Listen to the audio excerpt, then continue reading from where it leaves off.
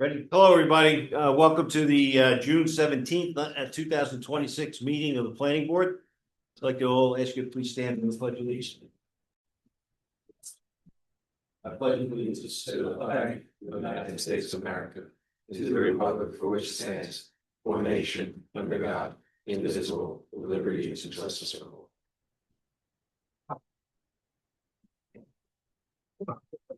So, my name is Jerry Del Tufo. I'm sitting in for Mark Arcudi, who wasn't feeling well today. We can call this meeting to order, have a roll call. Mr. Malfitano, Here.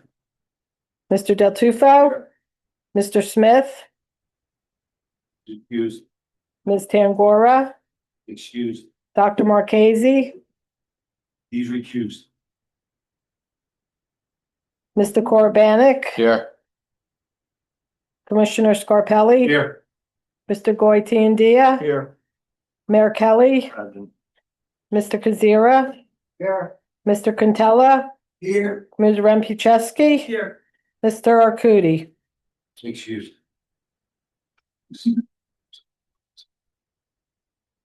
Okay, pursuant to the requirements of the Open Public Meetings Act, notice of this meeting was included in the annual notice of the regular meetings for the year 2026 as advertised in the Star Ledger on February 5th, 2026, the Herald News, and the Nutley Sun on November 20th, 2026, with a copy, 2025, with a copy posted on the Township of Nutley Bulletin Board, first floor, Town Hall.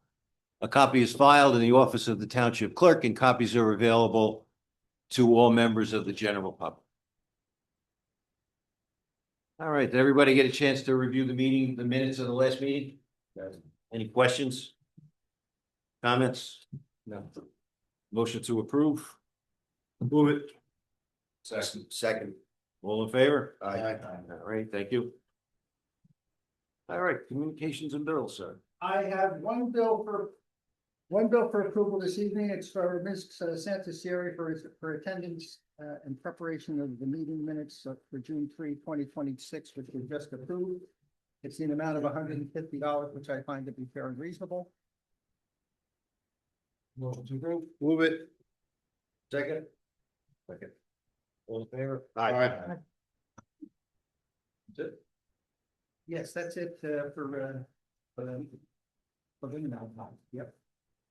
Okay, we have no new business. We have no resolutions to memorialize. So we'll skip to number 8, which is the topic of tonight's meeting. We're having a hearing on 536-544 Washington Avenue. It's a preliminary and final major site plan application applicant from Galaxy Invest LLC. So everyone's aware, the way this works is we're gonna ask the applicants to come up and discuss his or her proposal. Then we'll invite experts to, we'll have his architectural people, his engineering people here, so to explain in detail and answer questions from the board. During each of those presentations, the public will be open to ask a question of that individual about that individual's about the individual's expertise in that area. At the end of the hearing, we'll open it to the public for general comments if you have concerns that may not have been addressed during the presentation. Yes, sir. If you have a question, do you raise your hand or do you wait till the end of that person speaking to ask the question? Wait to the end of that. Wait to the end of that person's Thank you. presentation. Okay, who's coming up for the end? Are we sitting for someone? Was this people asking? Oh, yeah. Who's this? Either one, but that.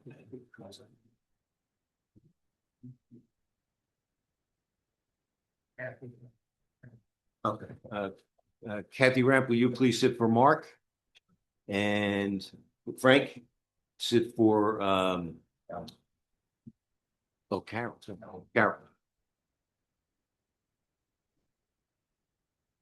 Okay, how are you, sir? Thank you. Welcome. Good evening, Chairman, members of the board. My name is Matthew Gilson from the law firm of Murphy, Schiller and Wilkes.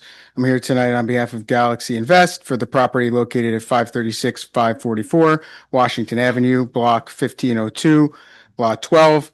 The subject site is located on the east side of Washington Avenue at the intersection with Wilmington Drive and consists of approximately 1.5 acres.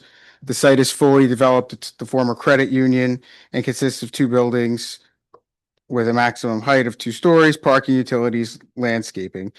Tonight, we're proposing to redevelop the site by removing the existing improvements and constructing a 24,740 square foot 2-story building with 28 parking stalls and 4 truck bays.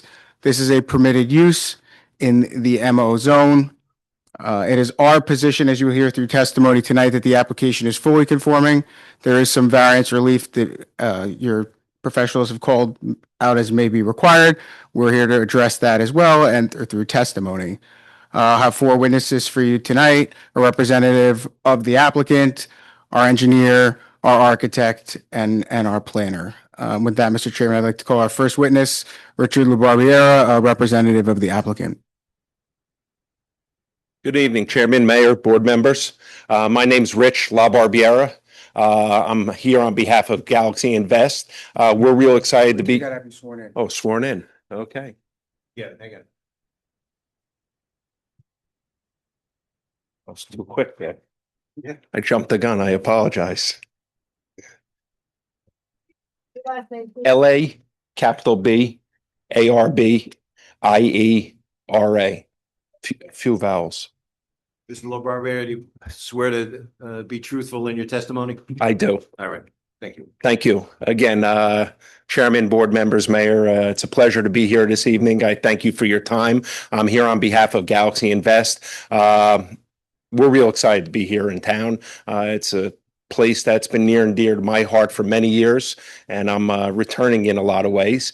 And we're excited to redevelop the credit union site with a conforming application, repurposing and restoring a rateable to the community. We've been most sensitive to the zoning as well as the adjoining properties. I see that there's many residents in attendance tonight, and I would like to say that the town does a great job with its zonings, and you have tremendous professionals, so you're in good hands, and we will make our best effort to comply with everybody's requests so that we have a successful project. One of the things that we like to pride ourselves on is not just building in a location, but being a member of the community. The majority of our properties we retain, and we like to say when we're successful, the town's successful, and vice versa. So we look forward to being here this evening. We have some great professionals who I hope will be providing a very influential presentation this evening, and I'm sure they will make best effort to address any additional concerns that have not already been identified in the professionals' reports. And just to ask you quickly, this you don't have a proposed tenant for this warehouse? No, this would be a spec warehouse of approximately 24,000 square feet. I must also point out that we tried to stay within the limits of the existing disturbance. There is a slight area where we had to depart from that, and we had to, I guess, create additional impervious area. And we've complied with the request to make sure that we have a proper wall landscaping, and there's always an opportunity to put more landscaping if needed. I'd also add that in addition to being the developer, I'm also a licensed engineer of how many years, Matt? 36 years now? 36 years in the state of New Jersey, although I don't push the lead anymore, or I should say a mouse in today's standards. I'm also a professional engineer. And so regarding the operations, though we don't have a tenant, that tenant would comply with all regulations, including hours of operation, noise requirements, things of that nature? Absolutely. As I said before, we want to be good neighbors. And when we make a commitment to a town, obviously it's a big financial investment. And we want to make sure that we're successful so that in turn, we address the needs of the residents and that there's harmony. Thank you. I have no further questions for this witness. Anybody? Sure. Oh, yeah, sure. Mr. LaBarbiera. Barbarera. I've been called worse. I have the same vowels in my name. There you go. You represent Galaxy or you are a member of Galaxy? I'm a partner of Galaxy. Yes. So you're not part of the bank that used to be there? None of No. Okay. That's old news, the bank, or the credit union, I should say. And your testimony, you referenced that you're back, happy to be back into Nutley. Are you from this area? I grew up on the sidelines of the Oval back in the 80s. Okay, My old man was the football coach. okay, So I have a lot of fond memories here. okay, that's good. So you'll understand some of the testimonies and. Absolutely, Appreciate it. absolutely. And I also know how tight-knit of a community Nutley is. It's a great town, and I grew up experiencing it. And like I said, it was a great place, and I'm glad to be back in the Lakes. How interesting it is that you work for Galaxy and here you are presenting an application. We jumped on the opportunity, to be quite honest with you. There are places that you have opportunities, and then when you hear about a town like Nutley, you want to be there. Okay. So kudos to Nutley. Just one point, who might you be marketing this to then? You have no sense. We'd be marketing to anybody. It's a 24,000 square foot. Obviously, it could be a broad range of people, but obviously it would comply with all the applicable standards and requirements and ordinances regarding operation in the town. Because the operation is a key issue for some of the neighbors, right? Absolutely. 24/7, is it Saturdays and Sundays? Is there gonna be activity at night, trucks backing up on beep, beep, beep, beep? That kind of stuff, and you won't know. I don't know all those details, but as I can represent here tonight, whoever we go to, they will have to comply with all of the municipal standards and guidelines. So will that be, not restrictions, but conditions to the variance? Yeah. Or to the approval? Anything beyond our code requirements. Yes. Anything beyond our, codified requirements, whatever we impose here as a condition will have to be enforced. I just have a comment. So basically you're building this on spec. Right. And how, once it's built, do you propose to market this to potential leaseholders? Well, you would know, market. Are they going to be fully aware that it is a close-knit community, that it's built in a residential area? That people don't want to hear beep, beep, beep, beep and all that? Absolutely. And most importantly, as a roadblock, you have your code, and they would have to operate within those guidelines. So that will reduce your pool of potential leasees. It's standard in the business that people have to comply with whatever standards are established in that town and whatever code there is. And that will be the dictating factor. Thank you. May I ask another question? Right in. While he's still standing, do you have other properties in such a dense residential that you've experienced before? Actually, much more dense. Yeah, Much more dense. and the concerns of the neighborhood, you can appreciate. Absolutely. Absolutely. Absolutely. And we're most sensitive to that because we want to be good neighbors. You don't want to be a combative relationship. No, but also, if I may say, you're not really on the property. It's the tenant. If it remains a tenant or the new potential buyer of the property doesn't have the same connections as you. You're the perfect spokesman for Galaxy. There you go. You like that. But after you is what, the rest of us want to also hear a little bit about. Look, the only thing we're asking for tonight is approval for a warehouse that the property is zoned for. And we would comply with whatever operating requirements exist in the municipality to make sure Correct. that we don't adversely impact neighbors. Correct. Okay. Yeah. Well, I'm sorry. one more question. Can you give some examples of some municipalities where you've built and what the uses are? Sure. Yeah. Yeah, multifamily throughout Warehouse use. warehouse use, Hackensack, North Arlington. Where else do we have warehouse, Michael? Carlstadt, West New York. West New York. Very dense. And what are the warehouses used for in those areas? Light warehouse, carpeting was much of it. Packaging, really de minimis impact. Would you say that a warehouse of this size would typically attract things like contractor storage and of that nature rather than an Amazon distribution center? Yeah, I think the size would limit the type of operation. You wouldn't have that type of intense operation that comes along with the larger users in the marketplace. It's really the larger users that have the intense traffic coming and going, et cetera. This is more of a boutique type warehouse, which is geared towards a smaller operator. But we don't know who's gonna be the I'm operator. gonna go with- That's correct. Seems like Kathy and I are going back and forth. Michael, the attorney? Matt, I'm sorry, Matt. My opinion, smaller warehouse, I'd like to see less confusion, less tenants, one tenant that was responsible for the whole building. And that there's no finger pointing that it's not my truck, it's the guy next door's truck. So subdividing this building into 10 contractor warehouses wouldn't be in my opinion, more favorable than one tenant who's more a reputable tenant as Mr. Labba. Rich, please. Rich, thanks, Rich. I appreciate that. That happens a lot. Might be hinting about having one more recognizable tenant. I could appreciate what you're saying, but that could also cut both ways. We have found where smaller tenants, they're never there.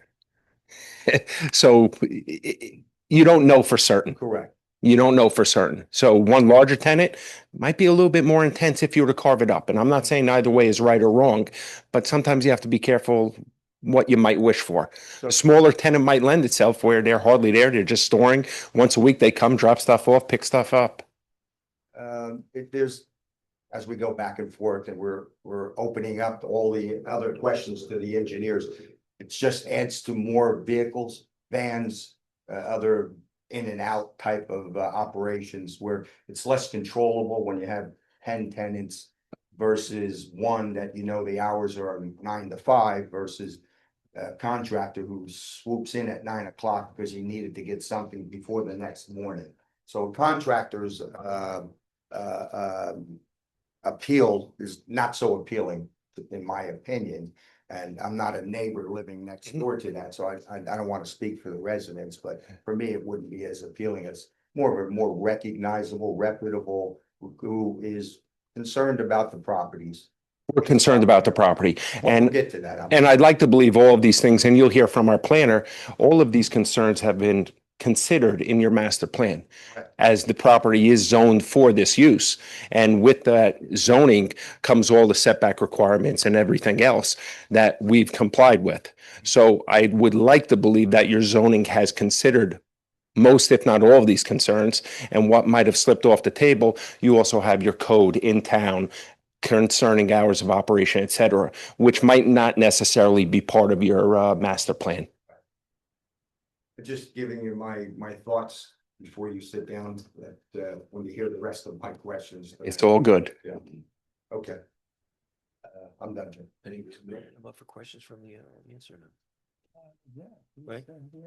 Any questions of Mr. Rich. Mr. Richard from the audience at this point? By the way, I'm sure at the conclusion, we're all available if there's any additional questions that come up. Yeah. What are the hours of operation? You gotta come up. What are? You gotta come up to the microphone, please. Oh, sorry. Yeah, sure. Please, say your name, please. Hugo Arellano. I live at 3 Wilmington Drive. Okay. 3 Wilmington Drive is the street address right next to. I'm about 1,000 feet from this parcel. The question is, keep mentioning hours of operation, but what are those hours of operation? Are we saying 9 to 5? Weekdays? Is it going to be weekends? What are those days and hours of operation? So, Mr. Berry may be able to address this directly. Those are stipulated in our ordinances, as well as noise abatement issues. We go up there? Yeah, please mind. Hi, I'm Dave Berry. I'm the code official. We have an ordinance number 538 that talks about hours of operation. It allows certain operation in certain zones. I'm going to list the zones where the hour of operations code is in. B1, B2, B3, B3A, B4, and M1s. If you notice, MO zone is not in this ordinance. My thinking of this is, we all know the MO zone was Hoffman La Roche. So there's a really good chance that there was a different look on how hours of operation would happen at the old Roach property.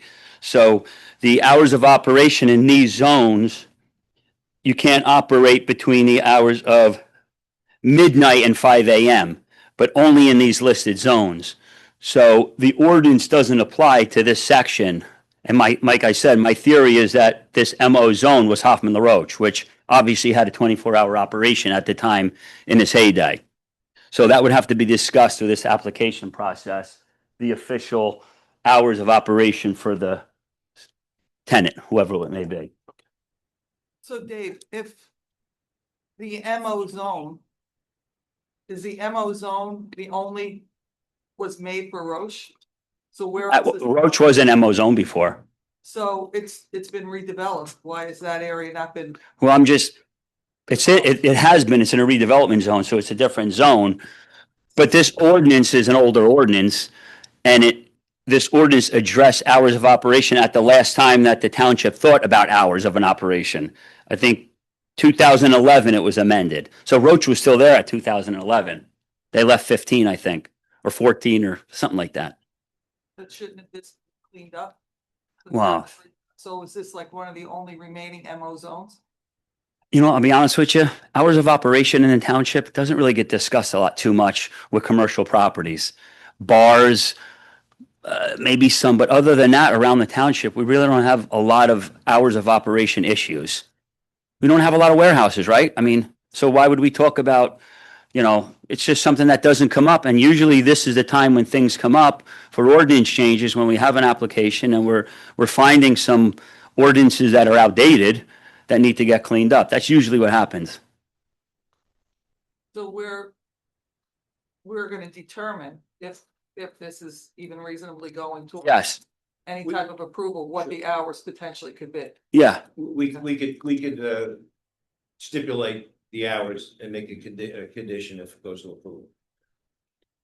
Regardless of the hours of operation, they still have to comply with noise ordinances and up to a certain amount of decibels that are allowed to. Absolutely, yeah. And could you talk about what our noise ordinance describes or permits?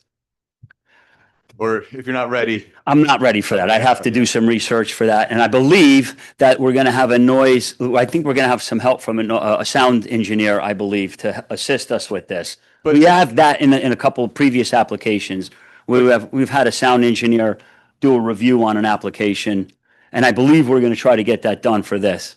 Generally, the noise, the way the noise ordinance would work is the noise can't exceed a certain decibel threshold at the property line. Is that Yeah. correct? Yeah. So even if they're operating at 3 a.m, it can't be louder than, for example, A certain 60 decibel, and then the Yeah. police would get called. Right. Yeah. We actually discussed that. At our last meeting. We recommend the adoption of the EPA standards for noise, DEP. All right, good. Okay, thanks. Thank you. Anybody else, please? Come on up, don't be bashful. Thank you. My name is Mina Kabal. I'm one of the residents on Wilmington Drive with these guys over here. Quick question to ask. If, sure the Wilmington people can think of when you come out onto Washington Ave and you make that left onto Kingsland, there's that big warehouse in Clifton that always has the 18-wheeler trucks that are parked and they block one side of Kingsland. So you have to ride on the other side of the highway and there's two-way traffic in one lane. I guess my question to the applicant is two parts. The first question is the parking lot big enough to fit 18-wheelers or big trucks or big, so that they're not backed up onto Washington? And number two, if not, what's going to stop them from, just pull it up onto Wilmington and, it's going to be only 20 minutes. And then it turns out where we have 18-wheelers parked on our drive. think that's a little premature. We got some experts coming forward, the engineer as well as the architect and the planner, and they're going to make a presentation and they're going to describe some of those things that you just mentioned. And if you have follow-up questions that you're not satisfied, they'll be available no different than myself. I'm just making the presentation, really kicking off for these guys, getting back to the football. I mean, I just would clarify, I don't think it's premature if the site is being built with no tenant in mind. No, you're absolutely right. It's premature for this meeting. We're gonna hear from their engineer and we're gonna. By premature, he means that the Yeah. next witness is going to address it. No not disrespect, I didn't, yeah, I just meant premature for the witnesses. You'll be amazed at the questions we ask regarding traffic and parking. Is there anyone else? Yes, sir.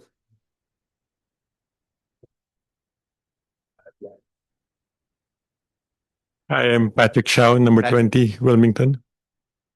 What other uses have your developers done in other places? And why choose industrial warehouse as the use here?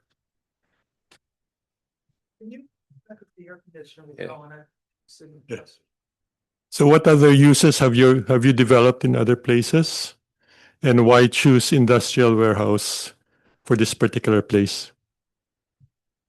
Very simple. We've done everything from multifamily warehouse, commercial, warehouse, office space, etc.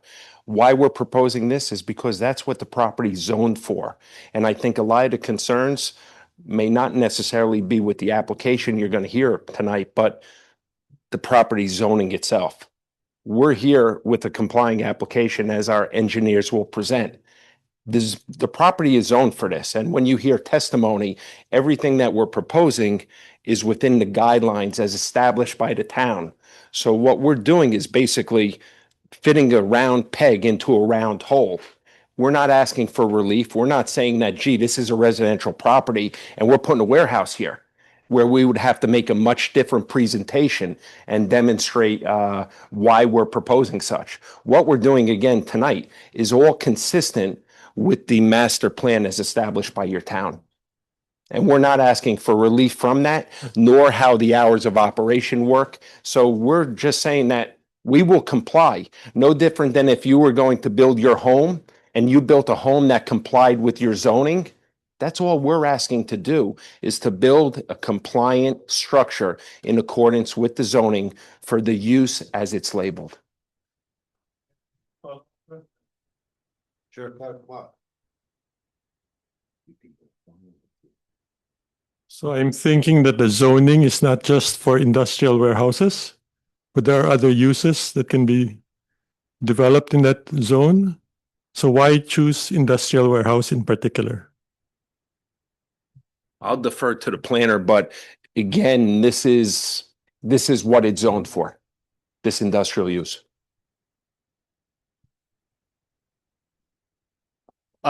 It might help if you have experience with this. You said Hackensack, North Arlington. You could describe how those properties are used. It might help alleviate some concerns. I think each property is different based on the size of the building. There are some buildings where there's really de minimis operation, where the majority of what happens occurs within the building, and then rarely do you have trucks come and go.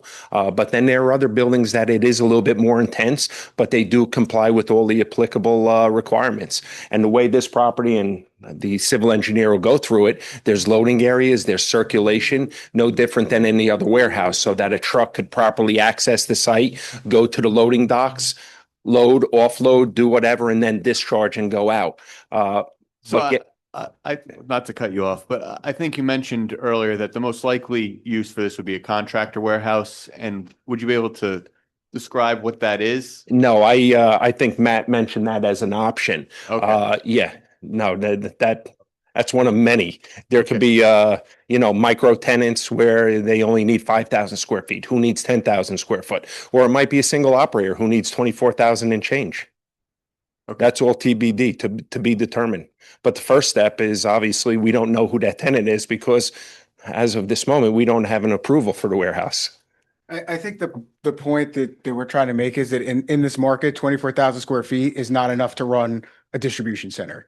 Right. I think what I'm trying to get at is that, for example, a contractor warehouse, it's going to be an electrician who needs the space for their truck or for to load up and go out in the morning, come back home at night and pick up their personal vehicle and go away. Understand that there's other uses, but I guess I'm trying to clarify for the public what a use would look like and how it would be used. I know it's, we're kind of shooting in the dark here, and there's a lot of potential options, but because I guess there's a lack of understanding as to what would go there, and what you don't know is what I think is driving some of the fear. So if you can try and talk to that to try and alleviate that fear as to. Yeah, I think that the answer to that question is that while we don't know necessarily what will go there, is that we will know what will not go there. And that this type of four truck bays, 24,000 square feet, that greatly limits the type of operation you can have on this site. You're not going to have something that's as intense as you would have at a 100,000 square foot warehouse, a 1,000,000 square foot warehouse. It's just the market limits your tenant pool to something much less intense because of the size of the building and the fact that there's only four truck bays. You're not going to be able to support something like an Amazon distribution center being the top end of that. It's just that would never be at this site because it doesn't support those operations based on its size in the market. So we'll comply with the local ordinances related to sound, related to hours of operation, related to what type of operations can be there. But the greatest limit on anything is the market, and the market doesn't support an incredibly intense use here just based on the size of the warehouse. I just wanted to go back, and I'm gonna keep harping on this because you're a really smart guy, I could tell. My wife doesn't You think so. know what the uses are in the other areas that you spoke, Hoboken, North Arlington, Kearney. You have to know what's in there. What are they? Food supplies? Are they? One warehouse in particular is carpet distribution, where you have That's carpet. one. Yeah. We're just, because what you're doing is you're presenting something here that is a totally unknown. So, Yeah. it's a small Look. town and you're 100% in a residential area. So people want to know what's potentially going to go there.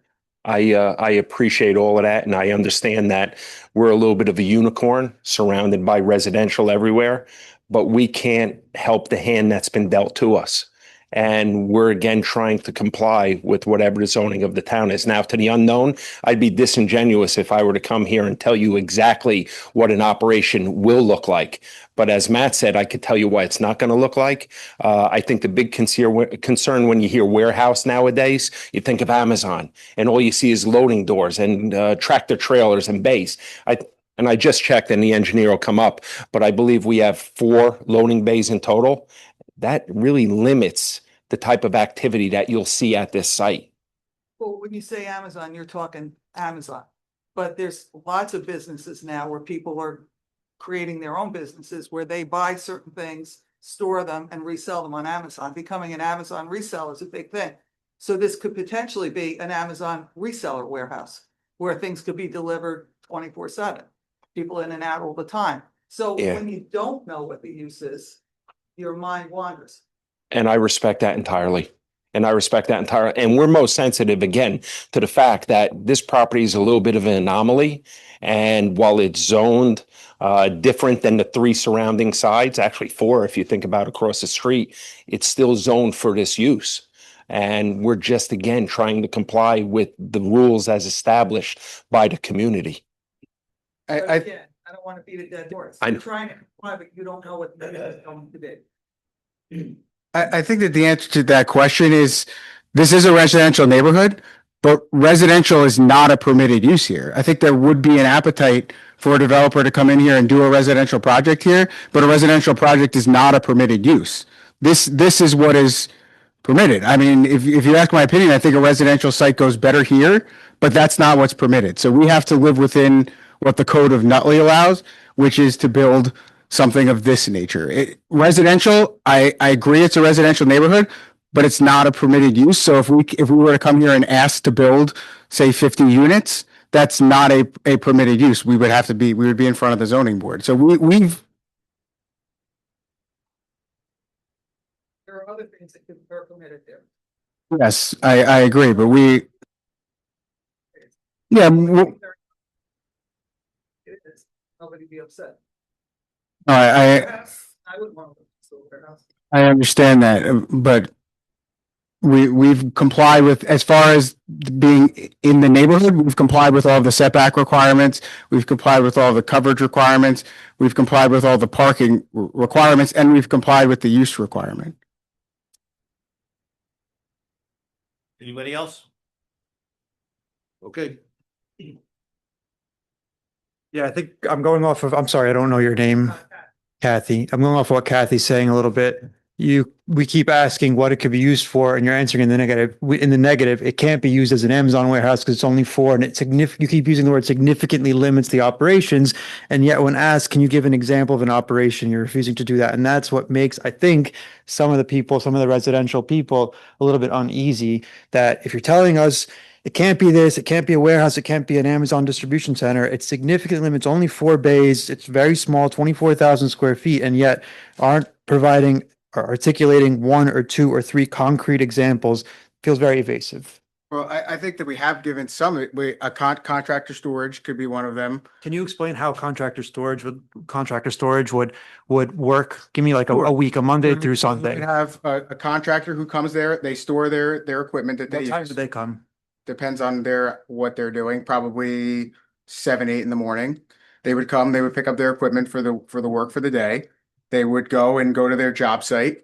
They would come back at the end of the day, put the equipment back, whatever time that is. If they're done early, it could be as early as 4, could be as late as 6 or 7. And then they would leave for the day. And that would be a use that could be at this site.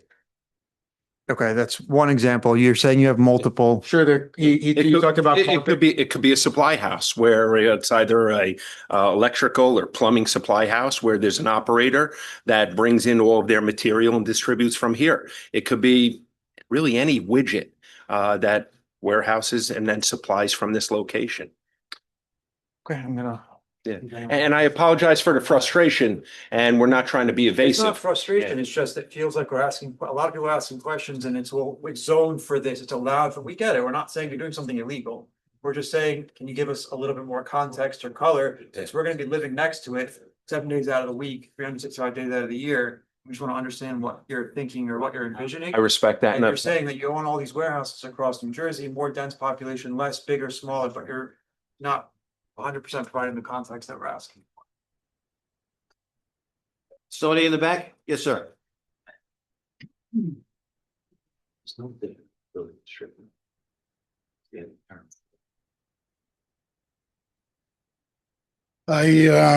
your name, please. Antonio Pesolino, I live on Howe Avenue. I see that they have all the project but they don't know what they're going to put there. My concern is the traffic. In and out, whatever driveway they're going to use. Washington Avenue right now, it's a madhouse. There's so much traffic on Washington Avenue that when I moved to Nutley, I could have crossed the street with my eyes closed. Sometimes I'm there for a half hour and all these cars go by. Now, they're going to do a warehouse with so many different, electrician, constructions. How many trucks are going to go in there? Do they have people working? Are they going to park there? How many cars are going to go out of the parking space? It's not just going to be the electrician or the contractor. It's going to be the workers. So that's my concern. I have to say that. Okay, I've been in Nutley for 40 years, and I've been living in the same spot in Washington Avenue right now. If you don't open your eyes, they run you over. And the gentleman said the same thing on Kingsland Avenue. There is a big problem with those trucks in the morning, 8 o'clock, 7:30 in the morning, and there's trucks everywhere. You have to wait half hour sometimes to just go around them. So if it could explain better how many contractors are going to be there, it will make a big difference. when we talk about contractors, that was just one hypothetical. And I'd also point out is that I'm sure this board's heard many applications, not just warehouses, but also retail. And I'm sure if it's a strip mall, that those Well, tenants that's are, what that's what we don't want. Yeah, but- Because we already have one down the block, and that's what's causing the problem. my only point is that when they come before the board, they don't necessarily have a tenant. So they don't know who's going to be there, Well, nor do that- they that's know the gonna be a specifics. problem. That, That's gonna be a problem. and I respect that, but that's Yes, also typical. I know, Yeah. I respect you for what you want to do, Yeah. but we live there. And Understood, we have to put up with that. understood. So the traffic, it's a big concern for me. Yeah, and we'll address that in great detail with the engineering. Okay. Mr. Thank Ricky, you. looks like you have something to add. I'm Paul Ricky, I'm the board planner. And, I performed the review. I'm sorry about it being tardy. I wasn't aware when I looked at the agendas that this was going to be scheduled. But just one thing is, how do I say it?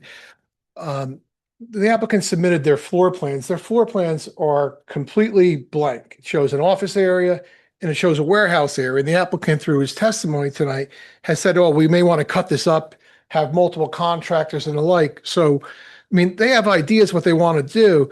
If that's the case, if they want a carte blanche approval and then do it whatever they want later, those floor plans are incomplete as they're submitted today for that purpose. So that should be acknowledged. Okay, ready for your first witness? Second. Well, you were introductory, actually. Next, I'd like to call our engineer, Mr. Matt Clark. Hi, Matt. Hello. Do you swear to tell the truth, so help you God? Yes, I do. All right. What is his name? Get your name, address, company, please. Name is Your Matthew. background. I'm sorry. Name is Matthew.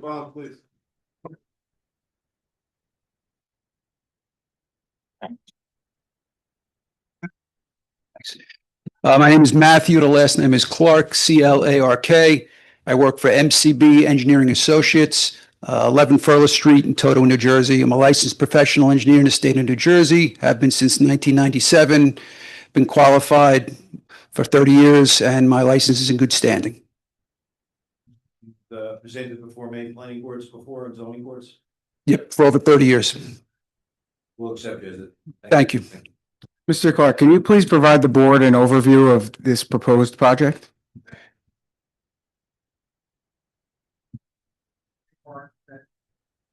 Referring to it, refer to any grade, what page you're looking at, the board has that. Okay. So what's on the easel is A3, and that is the site plan set that our office prepared. I'll just walk through the set and answer any questions that anyone might have about my testimony. The first sheet is sheet 1 of 10, and that is our title sheet. It basically gives some basic information to the application. You can see we've got an aerial map, street map, tax map, and a zone map. As discussed, if it wasn't mentioned, we are block 1502, lot 12. The size of the property is 67,833.4 square feet.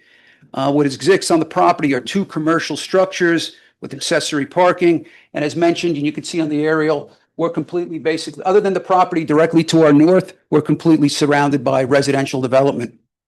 Most importantly, what's on the plan and what we've stated earlier, our interpretation of the ordinance, we're variance free. The second sheet in our set is our site plan of A3, sheet 2 of 10. The purpose of this plan is to show the above ground horizontal improvements associated with the project. What's being proposed is a 2-story. It's a mixed use building. The first floor is warehouse, but the second floor is an office component. So there are 2 uses proposed on the property. Access to the property is similar to what's there today. We have a ingress driveway, a one-way in. That is a full movement in, out, left ins, right in. You can see that provides circulation around the property to our egress driveway. The egress driveway is an exit only, and you can only make right-hand turns out of the property. That driveway provides access to our parking field where, based on the development program, 27 stalls are required, 28 are provided, including the 1 EV stall required by the state ordinance. As far as trash is concerned, that will be collected and stored in the building and picked up by a private hauler. And as commented earlier by our team already, as far as the performance standards, the tenant will have to comply with all of those items. The next sheet in our set of A3 is our grading and utility plan, is sheet 3 of 10. The purpose of this plan is to represent how we're going to grade the property, how we're going to manage stormwater, and where we intend to get our soft utilities, gas, water, and sanitary. As far as the grading is concerned, we're looking to maintain the existing patterns that are there today. The site generally slopes from the front to the back, so we're looking to maintain that so as not to adversely impact our neighbors. As far as stormwater is concerned, we are a major development. If the board is familiar with that, I don't know if the public is, but based on the fact that we're disturbing more than an acre of land, we are subject to the higher tolerance of stormwater management.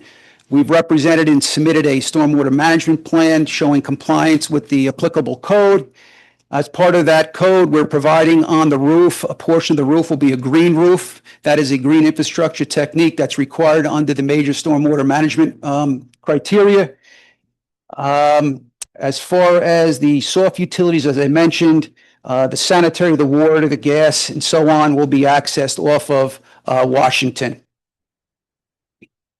The next plan is our lighting plan of A3. This is sheet 4 of 10. We're going to illuminate the site with a series of pole-mounted lights and wall-mounted lights. This plan reflects the photometrics through the property, showing compliance with the ordinance. And I believe in the planner's letter, I believe you agreed that as far as the photometric levels are concerned, they comply with the ordinance. The next plan of A3 is our landscaping plan. It is 5 of 10. As far as the landscaping is concerned, along the front of the property, we're providing a row of burning bushes to help screen the front parking area. We provided an ornamental tree, and probably what's most important to the public, with the buffer. Along the side here, we're maintaining the existing buffer that's there today. We provided a note that stated if anything's dead or dying or diseased, we will infill with additional arborvitae type plantings. In the back corner here, because we're moving our curb closer to the property line, we're maintaining the required buffer per the ordinance, and we're providing new 6-foot arborvitaes in this location. And along the back, the intent is to maintain that buffer as well. And similar, if something is damaged during construction, it will be replaced so that we maintain the buffer per the ordinance. The next sheet in A3 is 6 of 10. This is the soil erosion plan. Since we're disturbing more than 5,000 square feet, an application is required to the governing conservation district. This map represents those required details. And the next few sheets in our set, 7, 8, 9, and 10 of 10, those are just site details associated with the project, signs, sidewalks, curbs, and things alike.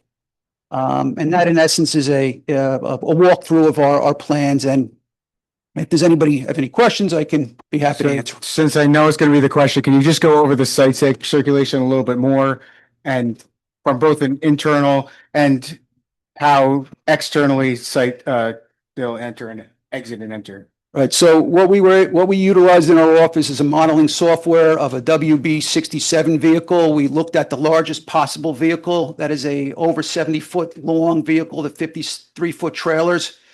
And we modeled that to design the entryway, again, with the trucks that have the ability to make a left in or a right in, and then also circulate through the property and utilize the loading bay.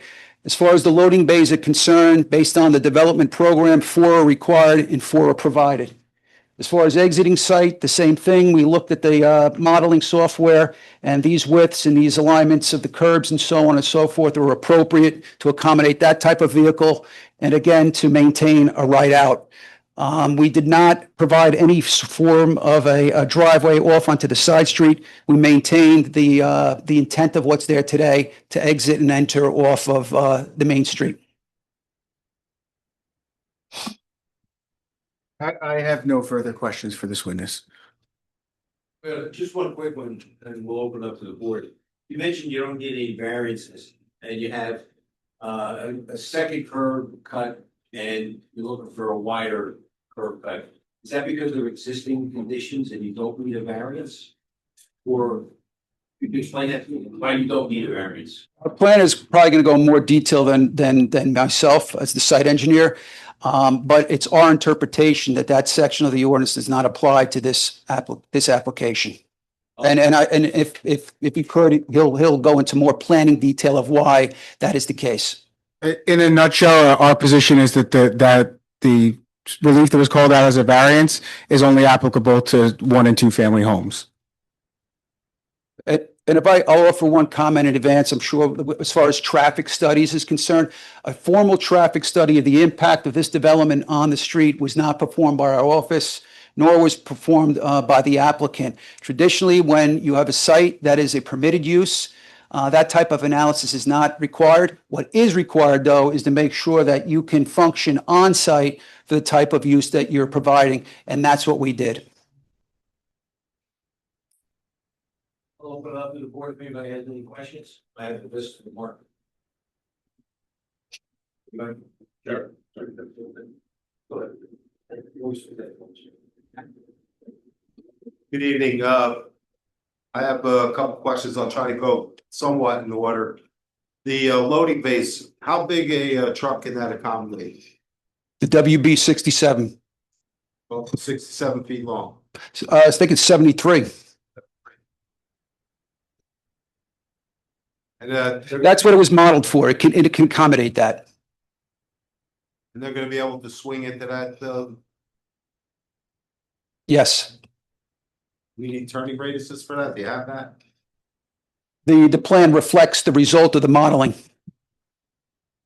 So, you guys mentioned that you're very sensitive to the neighbors and we're removing a 20-foot buffer and replacing it with a 6-foot buffer and removing 12 trees, maybe more, that count quickly. That doesn't seem very sensitive to the neighbors. Just my opinion there. Your stormwater, isn't there retention on the site? What exists on the property, based on the reconnaissance that we were able to do, is the back of the property looks like there's an area where there might have been seepage pits or infiltration at one time. There is a portion of the property also that discharges off into the side street. Your engineer did ask for some additional information to support the conclusions that we drew, and we would offer to provide that. Yeah, I think we're gonna have to see that because you're putting, looks like to me, you're putting all the stormwater back into that right corner. I will tell you that the soil survey of the area represents that these are poor soil conditions for infiltration. Again, we are subject to the major stormwater criteria, which is a set of criteria that is supported by the DEP, and it's very strict. You're gonna have to come back with some information from the engineer, so that remains to be seen. Well, So- that's not the case. The overall. I think it is the case. You think that's the case, but I'm telling you what the fact is, and based on the engineer's letter, the overall design represents that the project does comply with the state ordinance as far as the overall design stormwater management. There was a comment, are we overburdening the system in Wilmington? Yeah, so we will have to provide that additional support for that. But overall, the site does comply with the 3 prongs: the water quantity, which is the amount of water, and the way that we manage that is through putting, I think it's a 20,000 square foot green roof on the building. We do not have to comply with water quality because we are reducing the amount of motor vehicle surface on the property. So that's actually a benefit based on this design. And as far as the subsoil conditions, we do not have to provide any sort of groundwater recharge. So it comes down to quantity, the amount, and the site complies. But what we wanted to make sure too is that based on that, we're not going to overburden the existing system. If we have to provide more green roof or things like that to help detain some of that rate, that's what we're going to have to do. But the site does comply.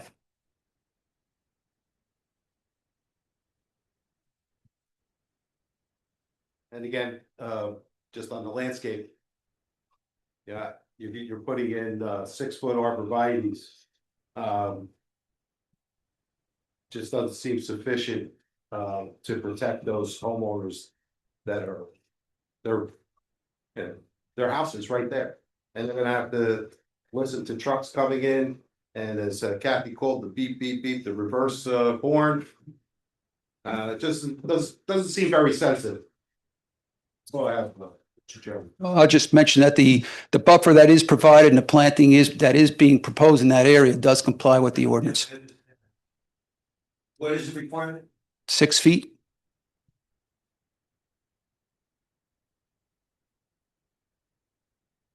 Anybody else? I did. A lot. Okay, all right, okay. So, again, this is the great mystery. You have how many offices on top? And are they set up as an office share? How's that set up? Is it set up as one big office? Office share with people, you have 28 parking spaces there. So potentially 28 parking spaces is a lot for a warehouse. So you have the second floor set up with office space. What are you gonna rent that out of? As opposed to in the bottom warehouse space. So now you have two uses, basically, the way I see it. There are 2 uses. There are two uses, so. Yes. What do you intend on the office use? Is that gonna be one company coming in, or is it gonna be an office share? Where people are really coming in and out, you're gonna have all kinds of transient people in and out. But again, is this I don't know yet. If you're asking me, that's an ownership question. We're the site engineer. We deal with grading and drainage and circulation, things like that. So I'm. What? Yep. Describe to me a green roof. Where does all the water go with the green roof? The reason that the state implemented green infrastructure to control stormwater is that prior to that, all they cared about was the rate of water. They didn't care about the amount. So as long as you were providing a rate of runoff from the property that was less than what was existing, that was acceptable. The state has stepped in and now they're concerned with volume, the amount of water. So the idea is that they want you to hold back water on site and manage it on property to alleviate the volume of water that goes downstream. So what the green roof does, and there's a few techniques to solve this. The green roof, what it basically does is like a potted plant. The water goes into the green roof, and it's like a lawn in a sense. It goes through a growing median, and in that median, the water is supposed to retain and stay in there. Some drips out like the bottom of a plant. If you put too much, it drips down the hole in a sense. But the idea is the water stays in that dirt, for lack of a better term. And it's used by the plant, it evaporates, and so on and so forth. So you get the benefit of not only reducing the rates of runoff, but the volume as well. So being a major development, there's more care as far as the amount of stormwater that would leave this property. That's basically how it functions. Does put the weight of the water? Structurally, it's going to have to support that, yes. Neighboring, where does the water potentially go? Believe it or not, it's designed for a storm that one of the design criteria is 13 inches of rain in 24 hours. It's designed, believe me, it's very thorough in the amount of water that it can handle. It's 8 inches over about 20,000 square feet, so it's a significant amount of area. But I would agree with you, but it is something that's necessary, and it does comply with the rule. Have there been any area developed? We're working on a project right now in Paramus where we have about an acre of a green roof. But working on it now, you know any that have been built? I mean, how new of a phenomenon is this? For the green roofs?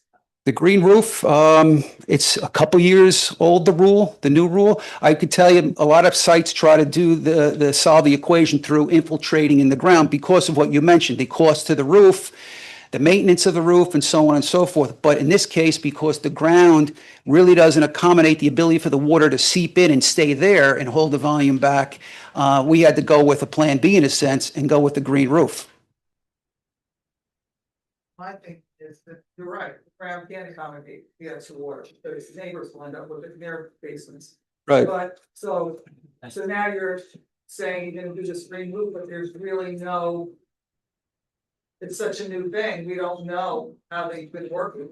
No, it's vetted. It's Actually have a situation where a roof caves in. No, that's not the case. This has been vetted not only for stormwater, but structurally, that's not a problem. It's not like this is the first one. This has been around. It can be done. Many residential communities will have a green roof and an outside active area on top. So it's been around.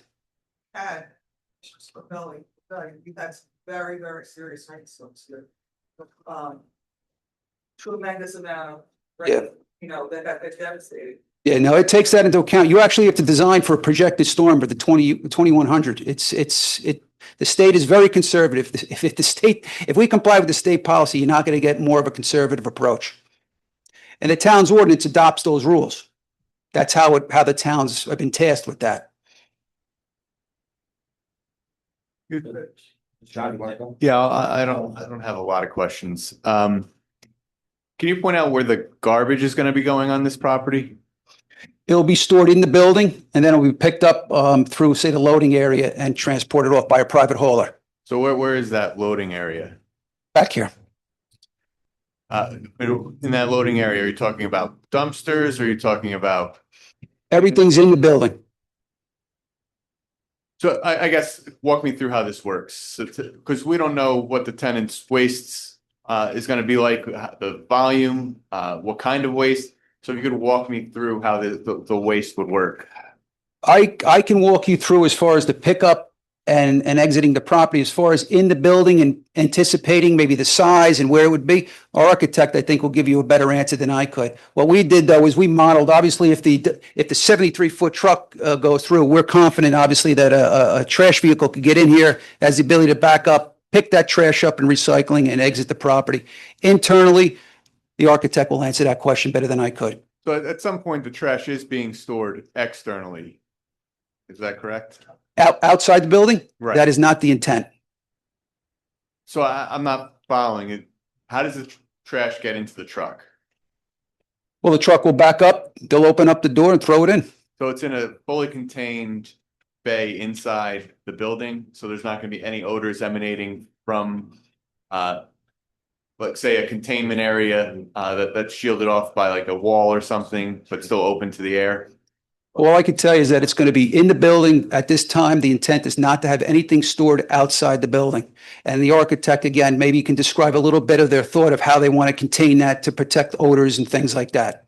Okay, I'll reserve Yeah. the rest of my questions for the architect then. Thank you. My turn? Your turn, sir. Matt, how you doing? Okay. Anthony, Matt. Hello. And I have a lot of questions, kind of like the rest of the board. So Go I'll have to ahead. go in and sequence Okay. that can be followed. We'll just start with your statement about you're not looking for any variances, but you are looking for waivers.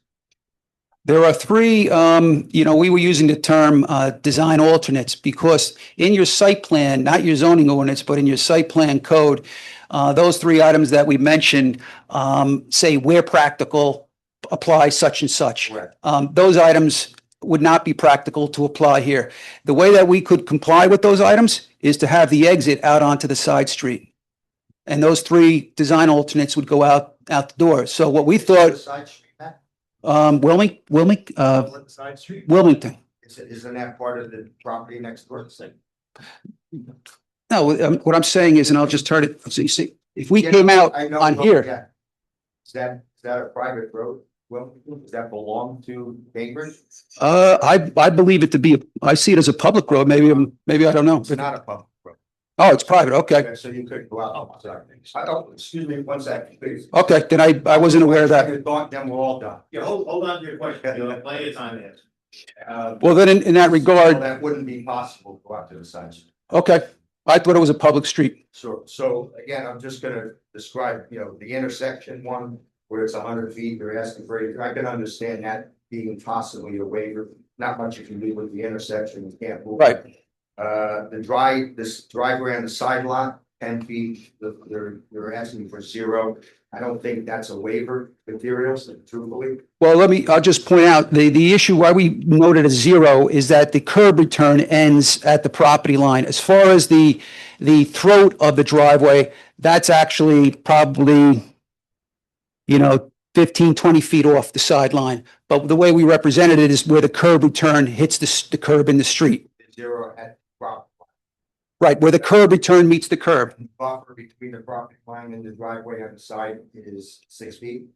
I'd say it's about 15 feet to the throat of the driveway. No.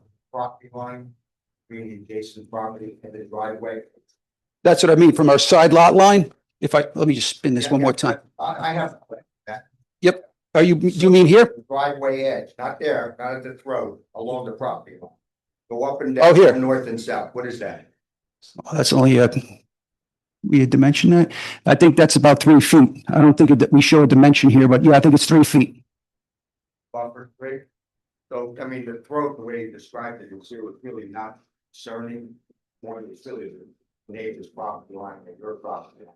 So That- it's 3 feet there. Right, but the driveway that design section applies to is the entry driveway and not the on-site one, as far as I understand. Yeah, Yes, yeah, okay. So I was looking at it as a property line and not Mhm. the road or the driveway. right. And, Understood. and then the clear distance, for the driveway, 25 feet, required 20 feet. If, And that's between the ingress and egress driveway here. correct, You know, again, we went from where the 2 curb returns tangent out. right. You know, if we were to open that up, then we considered, you know, maybe possibly putting mountable curb in case a bigger truck does come and has to jump that, but we've tried to show full height curb and represented that we're only a small distance deficient in that location. That, extra distance is why the width of the driveway, we call it is only 24 feet, max is 24 feet, I think. Right, the reason that is less than the 25 is literally to try to provide a better turning radius for a potential larger vehicle coming in there. Typically at these presentations, the board requests, and I think it's on the checklist, Mr. Berry, correct me if I'm mistaken, an elevation of your property in consideration to the adjacent properties. We haven't seen anything like that. I believe the architect will provide those exhibits. I don't think I went through the plans. I didn't see something. I think they're bringing them as an exhibit. Yes, it is an exhibit. Yep, I'm just looking back. Tonight. You bringing it tonight or at the next meeting? Oh, it's here. It's here now. Because that's helpful, as you can see, people concerned about building overall, you know. Right, we were talking about that and we let our architect know, so they have that information.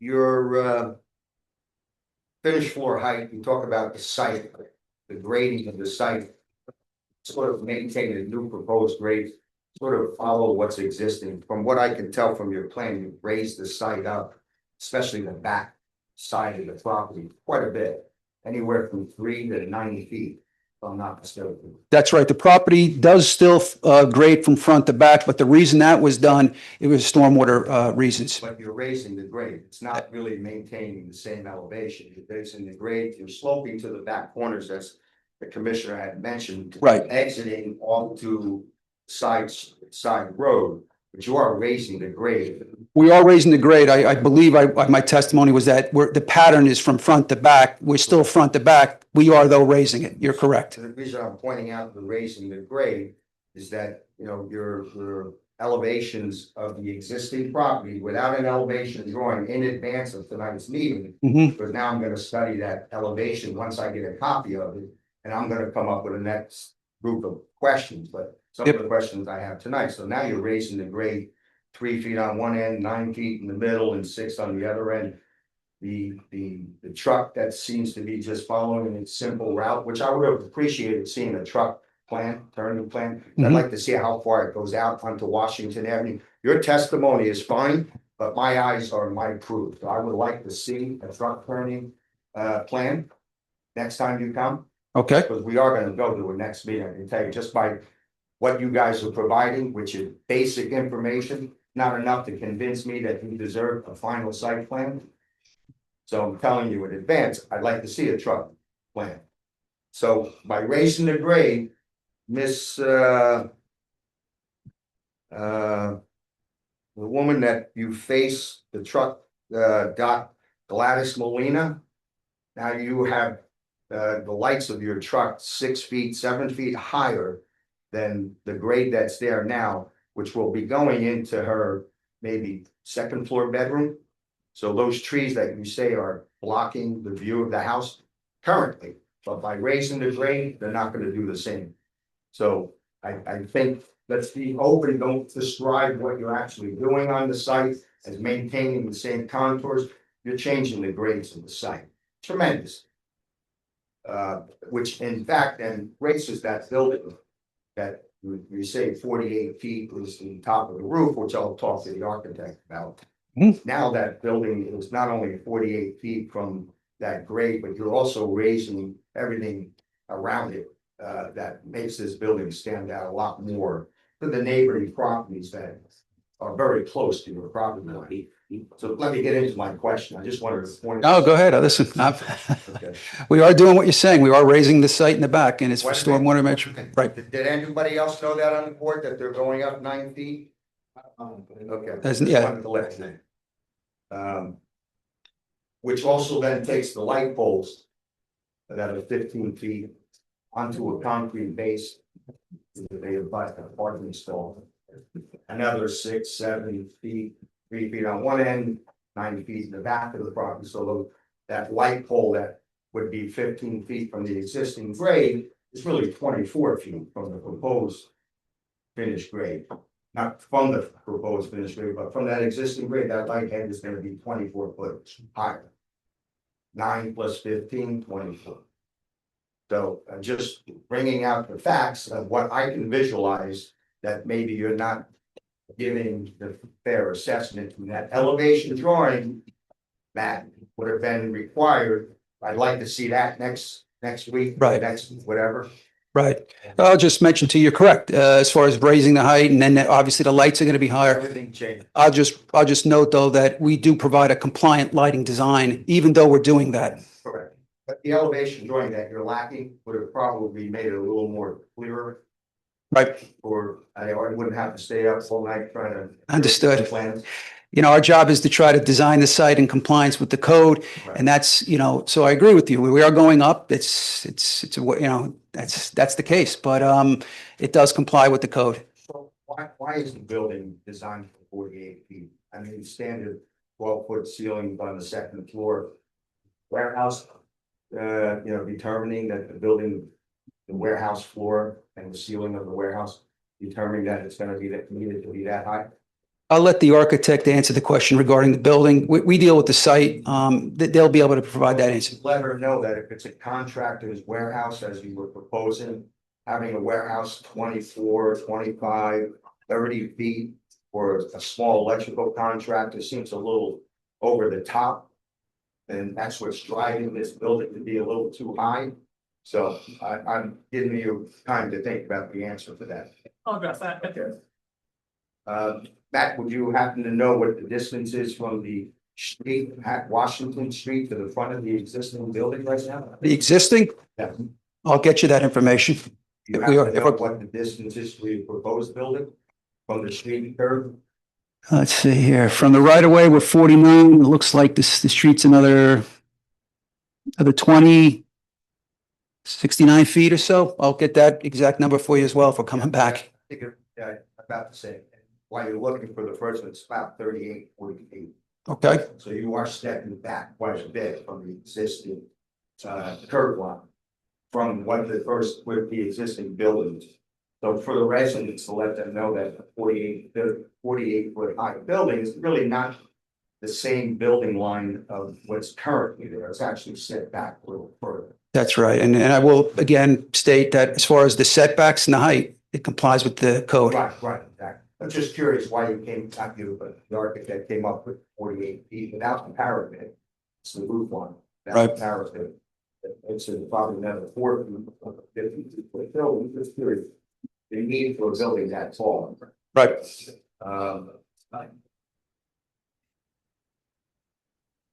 The shape of the building that you showed, that's what you're proposing to actually build it with radiuses and berms like this. That's what's gonna be designed. My understanding is yes. Again, the architect could answer why it's shaped that way, but yes, this is what we're looking to build. It does fit the shape of the driveways and stuff like that, but yeah, I'd hate to see a building that's built now square. When you're showing it on your site plan, it fits the site, you're maximizing what that building could be by fitting that shape in. Correct? Again, as far as the shape of the building and its development, I'll defer that to the architect. You know, we're given a development program. We do share in thoughts and feedback to the architect, but you know, we design from the building walls out. Practicing my speech for the architect. They'll be ready. They'll be ready. Um, we did receive tonight, and I'll save it for unless you want to chime in, Matt, a letter from our archivist about the vegetation, and I think the commissioner hinted about reducing the buffer zones on the side. If you haven't read it, maybe we'll read it, the chairman would read it aloud to you, but it talks about you know, reducing that buffer on that one side, Gladys Molina's property side. He's concerned about it, as the commissioner pointed out as well. He's concerned about it. Understood. I do not have a copy of that arborist letter. I don't know if our team does, to be candid with you. Yeah, that's why I said I don't want to ruin it right now, because I think we'll have to review this and see it as well. Oh, okay. So, okay. He's just concerned about it. Yeah, if you could funnel that to our attorney, he'll distribute it to everybody. Oh, he has it. Okay. Yeah. Well, this afternoon, that I must have missed it. Fairness to the applicant, I don't know if they're able to comment. Yeah, I'm not gonna make Only that. because, I'm sorry. only because it was delivered late, and I spoke to Matt about this, and said, it's, of course, haven't been due to have an opportunity. I was gonna ask you if they had a chance to look at it. Obviously, the answer is no. Yes, is the answer. While we haven't obviously had a chance to review it, I think in speaking to my client, the general idea is that we're willing to comply if there's specific recommendations. We don't necessarily want to leave it open-ended, but if there's specific recommendations, we're more than willing to work and comply. Yeah, if there's specific recommendations, we're, you know, obviously without reviewing them, I can't say for sure, but we're more than happy to review them and most likely address them if there are specific recommendations.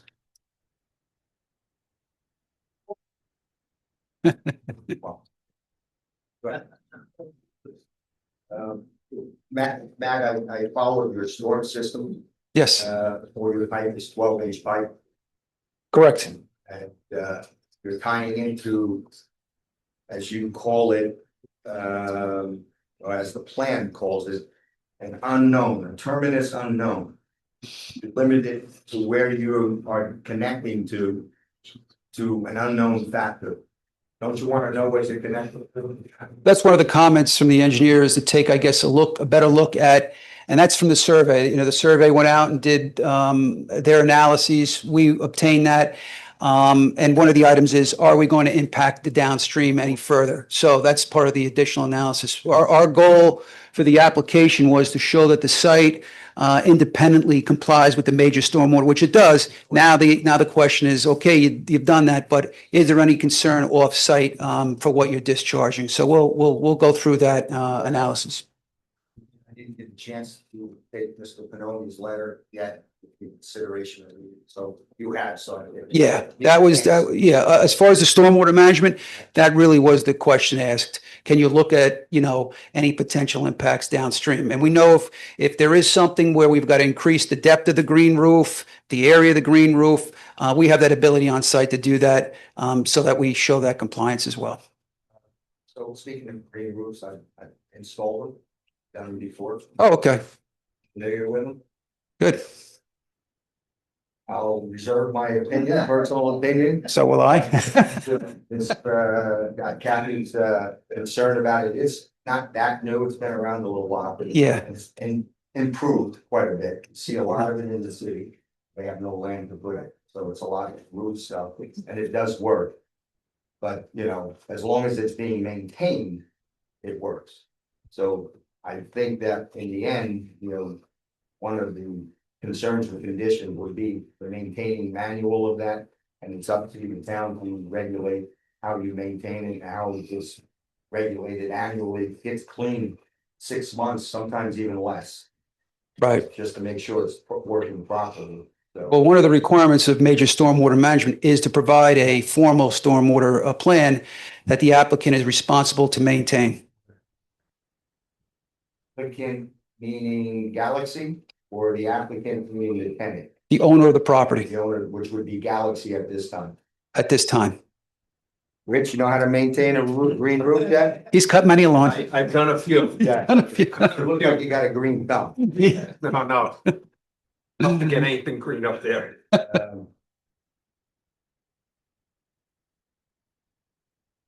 Let me just catch my train of thought here again. So, Mhm. yeah, the truck turning was something I was a little concerned about not seeing it. I know what you're describing. I've seen those plans before in my head and I've seen them many times.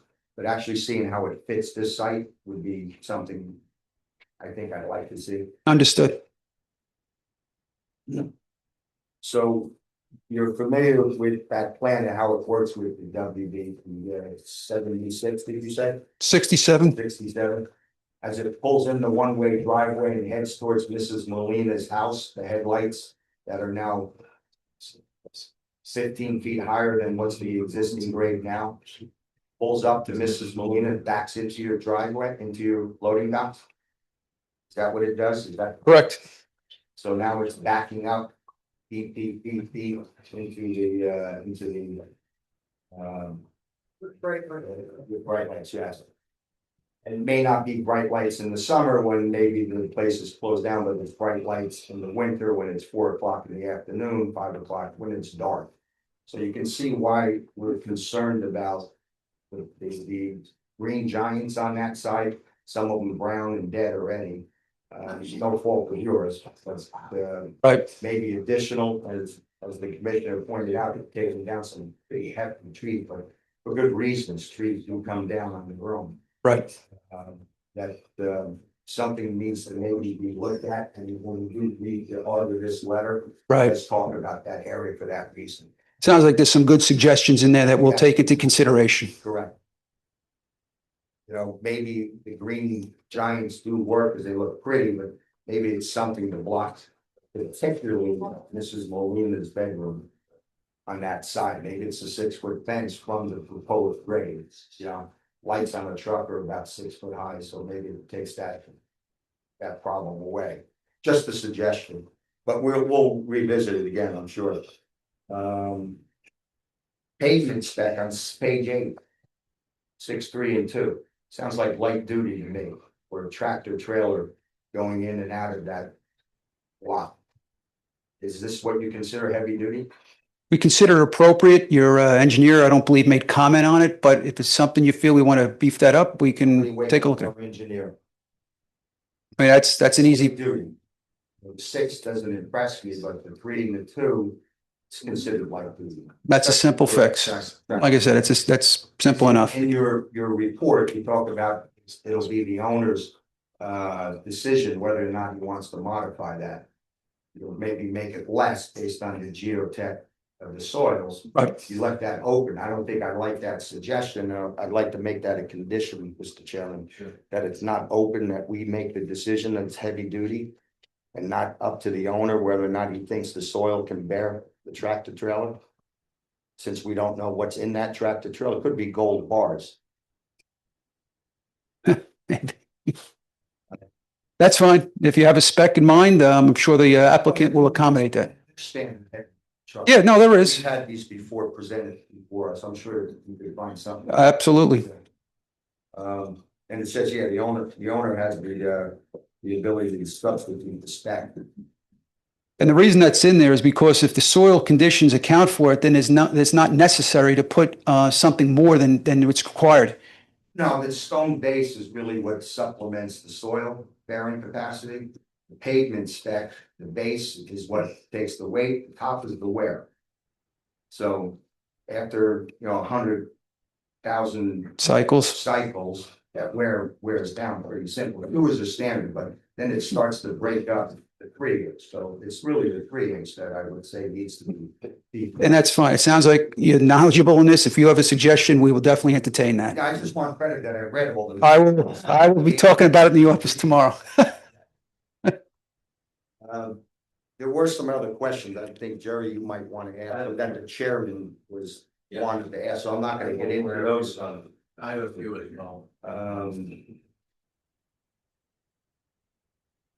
But I think other than that, I'm pretty done with the All right. rest. You're more than welcome to jump in later. Mike, we got. Sure. The loading docks, are they covered by second floor or is it open air?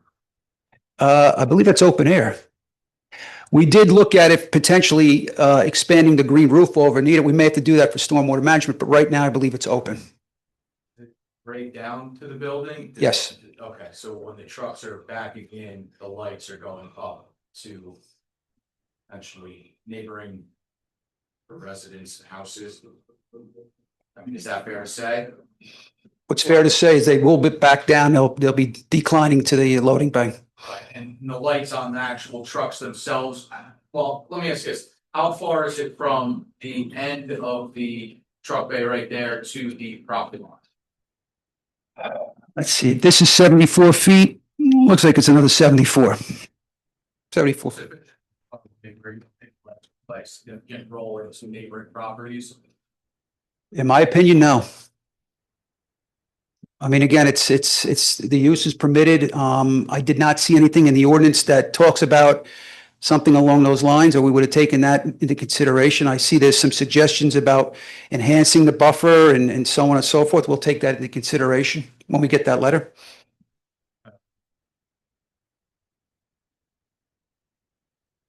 It's kind of an anomaly on the property, and I was just wondering. There's a gas pipe that goes into the one-story masonry garage on the property north of there, and there's 3 bollards. Is that Here? that saying? Are you talking about in this area here? Back, what's back? Back here? Back there, there's. You can see that the 3 bollards are kind of represented there. Back on the other side of the curve. I do not see what you're referring to. If it's on their site, on their property, we're not looking to touch it at all. Or on your property, the gas pipe that comes out of the ground into the garage is on their property. We'll take a look at that then, obviously, what sounds like we're coming back. I'll take a note and take a little bit closer look at that for you. It's kind of very strange. Yeah. Is this right on the property line? Yep. I just wondered if the curb was gonna be able to protect that, the bollards are gonna stay. It's a weird situation. We'll take a look and get you an answer. All right, thank you. Anybody else? I have a couple. I knew mine was gonna be it already. We kind of discussed the curb cuts again. What are the size of the existing curb cuts and what's being proposed? I can give you the proposed first. As far as the curb cut is concerned, the ingress is 72.4 feet from tangent to tangent, and the egress is 58.1 tangent to tangent. As far as the existing is concerned, I do have a copy of the survey. I don't know if it's dimensioned. Let me take a look.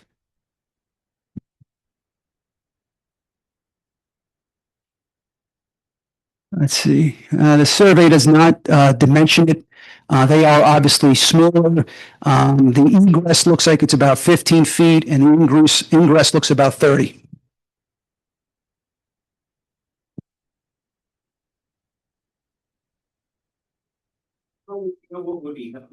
What would be helpful is in your cover sheet zoning tables, if you could list for each of the categories, the existing and the proposed, because you just list the proposed. Right, your planner made that comment in the letter. Oh, there you go. So in a subsequent submission, that would be. Understood. It helps us. Understood. Because these are significant increases in the curb cuts. They're not minor, they're significant. And that's because we're going from office to warehouse with the trucks. Let's discuss a little bit your rooftop mechanicals. Will you have mechanicals on your roof? Where are they going to be located? Are they going to be noisy? How do they interact with the grass on your roof? The architect will answer that question for you. All right. Now you're into my question. I know.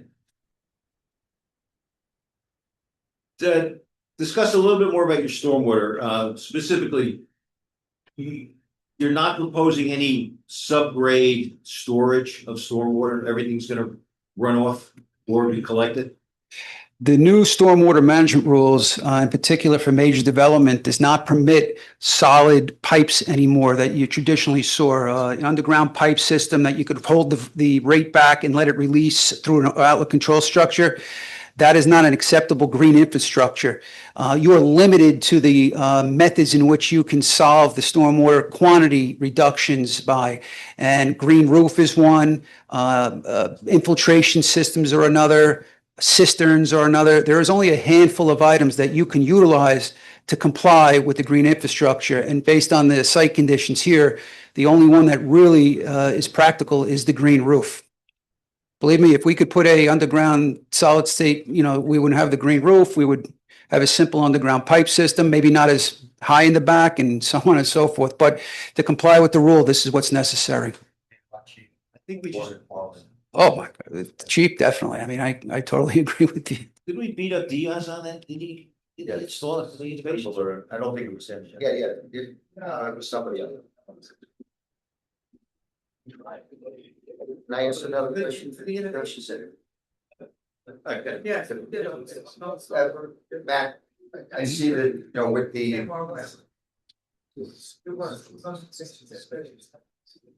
with the widening of the driveway, any poles being moved, I think, very close. I do not believe we're calling for any pole relocation.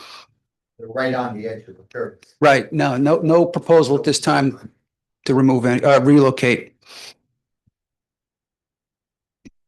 That was the only. Sure, I got one.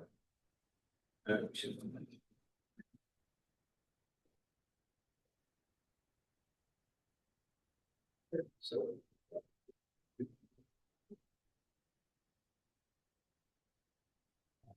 Okay. On the question. Thanks. Thank you.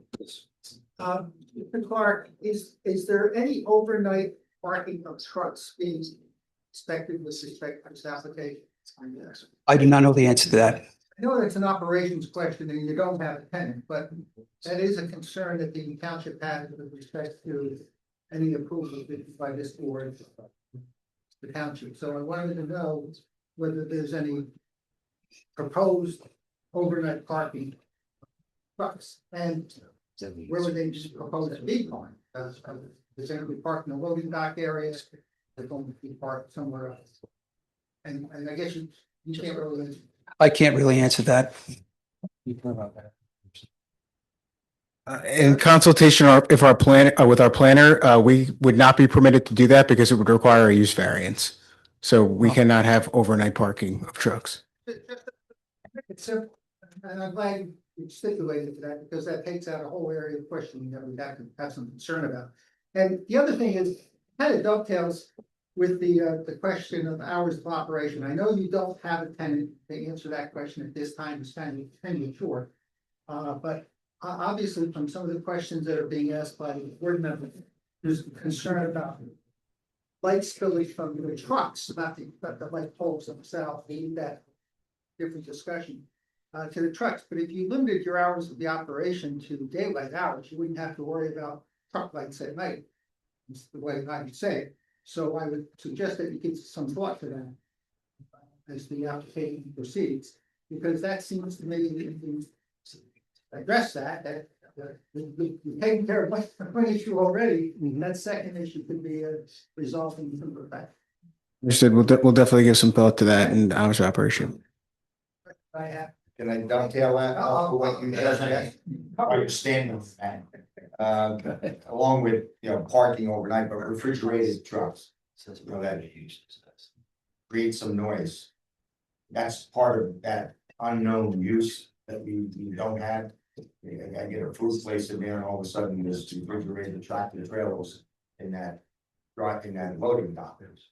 Creates noise, and then without your unknown use, our experts for noise and our experts for other things can't give us the correct opinion to make the final decision. So you can see where when you come unprepared and it's let us do what we want because we don't know yet, it's not that easy. But Well, I want to know If I'm approving something and then a month later, there's a refrigerated trailer that's sitting in that loading dock, it's not gonna be there for long, because I didn't approve that.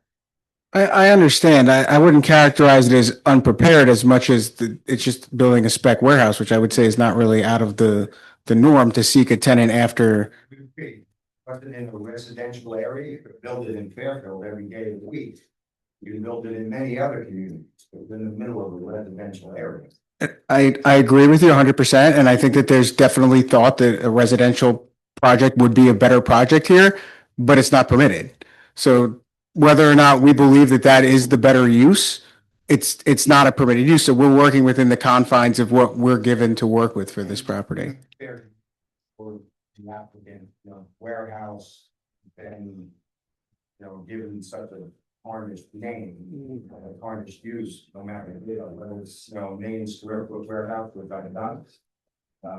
or, a 50,000 square foot. They all have the same characteristics. They all have the same, operational potentials for no problems. Because you're in a residential area. If you were 3 blocks south in Splitman, no one would know the difference. That's all there is over there. It's truck warehouse. You're in someone's backyard. And this is that's our backyard. It's a little different. Completely understood, and I think that that's why we're not here seeking setback variances. We're not here seeking coverage variances. We tried to, I joked with the team that we decided what was compliant before we decided what works, which is typically the opposite of how you design an application. But here, because of the sensitive nature of the area, we definitely looked and said, what can we do that is, other than this discrepancy, this minor variance that we may be required, what is compliant? We respected all of the setbacks, we respected all of the coverage. So I agree with you that, this may not be the best spot for a warehouse, but I respectfully suggest that wasn't really our decision to make.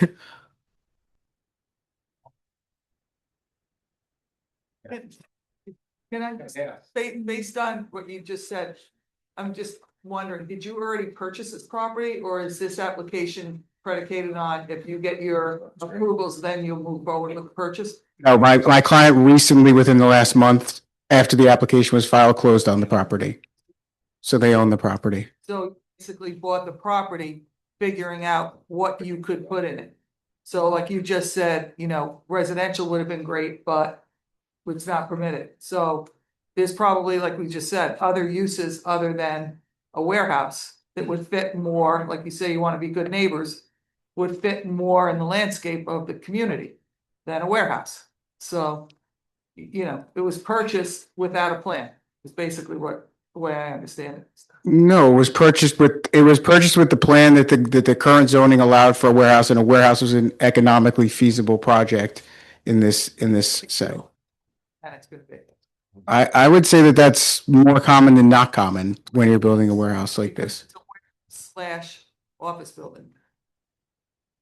Well, Right? The second story is going to be offices, yes, and the bottom is going to be warehouses. which is permitted in the zone, which are both permitted in the zone. Yeah, no.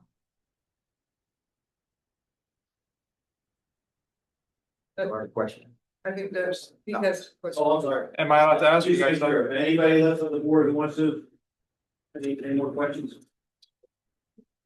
Okay, so on to the public. Thanks. Sure, I'm sorry. Wow. What's your name? Mina Gabala, 26 Wilmington. Sure, MENA. Yeah, it's a nice try. MENA. Gabala, GABALLAH. And where do you live? 26 Wilmington Drive. I'm 4 houses over from Miss Molina. Further into the site? Yeah, I live next to Mr. Lopomo here. I'm the house over, so I'm 4 houses in from where the warehouse headlights would be. And I'm gonna actually have to leave, so the Galaxy team won't be too upset about that. One thing that stood out to me, and it was a question, and then it kind of got answered, but talking about the stormwater, and it was gonna go on the side street, and then we realized that the side street was actually Wilmington Drive. And so I guess now, instead of a question, I have a little bit more of a comment before I leave. And I'm sure you're very good at your job. It's not a personal thing. I'm an attorney myself and I hire expert witnesses for litigations and, understand that the credibility is very important. Go ahead. Again, it's not a personal thing, but if an expert is unfamiliar, thinks that the main street that we're all living on and talking about is the side street and only realizes during the presentation to the board that that is in fact why we're all here to begin with, it makes me question how many other things have been overlooked in this Rush project. And I just learned right now from the gentleman the planner that the plans that were submitted are completely blank. He showed me a picture of it. So it just feels like a rush. And again, nothing personal at all, but realizing that we're all here from Wilmington Drive and that's being referred to as a side street where all the flood water is going to go to, it creates a little bit of a credibility concern from our experts who are here to discuss and convince the board. This is my first time doing it, so I don't know if I'm right to be saying this to you guys, but it's just my opinion that is that okay to say? Again, I'm sorry, it's not personal. Fair enough. I mean, you're here to, so you don't have a question. You just- Yeah, I was going to say, my question was, what is the side street that the water is going to go on? And my understanding is that's Wilmington Drive, which would have prompted my response. Well, Wilmington Drive is not a side street. It's where we all live. So I had a question, it got answered. So now I'm going to kind of get the second part of my spiel. So.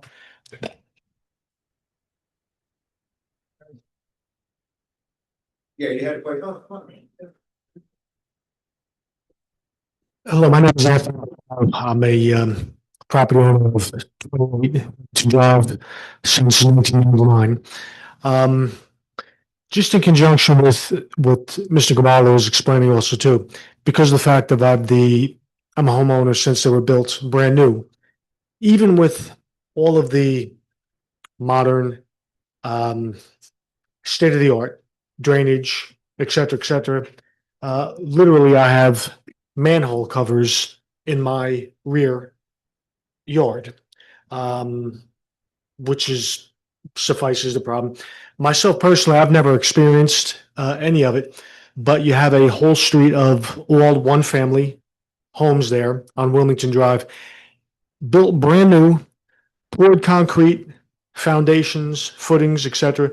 And still, even back then, but still there has been water problems in some of those basements.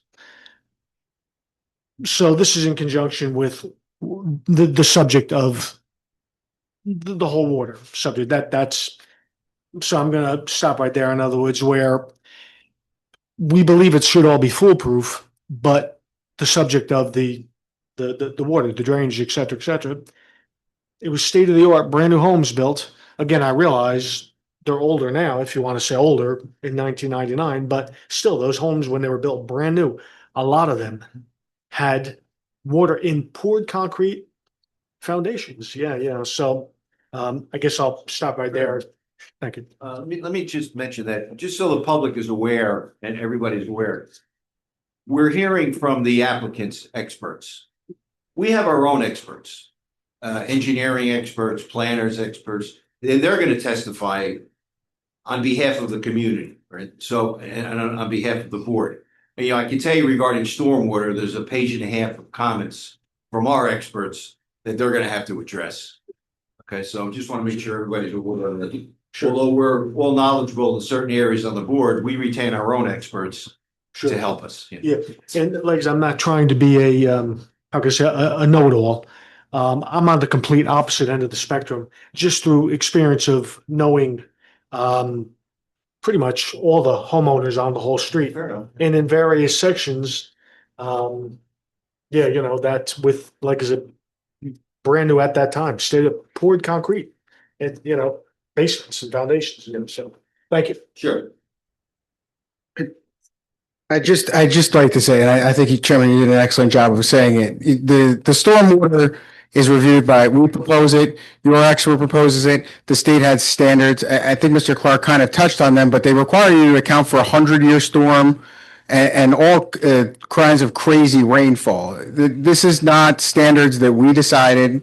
And I think it's more for the public's benefit. Obviously, you guys know this. These are not standards that we came up with. They're not even standards that Nutley came up with. They're state standards. They have to be reviewed. Our engineer has to put them forward. The town's engineer has to sign off on them, and we have to create a better stormwater situation than currently exists on the property, and that's what we're proposing. Additionally, we're allowed up to 50% lot coverage. In this property, we're only proposing 34% lot coverage. So I understand the flooding concerns. I understand that there may be flooding in this area, but by law, we're required to make the situation better than it is. And it's not us saying that. It's your engineer eventually saying that. It's the state saying that. So I think that I understand that, and I get this all the time. I'm out here doing this every night of the week, and I don't understand stormwater from the technical standpoint, so I can't expect a resident to understand it. Guys, Yes, but the general thing that is required by law is that we make the stormwater situation on the property better than it currently exists, and I think that that's important for everyone to consider.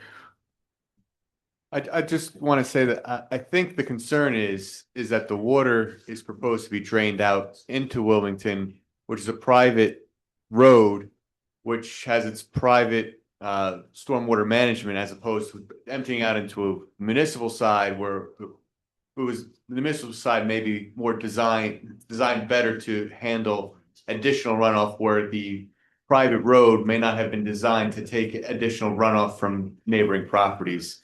I think that's the general concern. Yeah, and I think Mr. Clark addressed that the engineer did request that will be accounted for that, and he will perform that analysis. Right, and I was just piggybacking off with the. Yeah, you're right. They requested a downstream analysis, so we'll do that. Matt, doesn't the existing already tie into Wilmington? Yes. It's already connected with the property drainage, the exact same property is draining into Wilmington currently. These guys have reduced the amount of pavement area, increased more grass area, and then adding the green roof, which slows down the water, absorbs the water. But they're actually not contributing more downstream. They've actually reduced it by all the technical data, which the engineer, I guess, our engineer can also verify for you. So, but what I can see is it's already connecting there. So if you had any issues in the past, I've been in town 55 years, 60 years. And I know what basement flooding looks like. You do it back?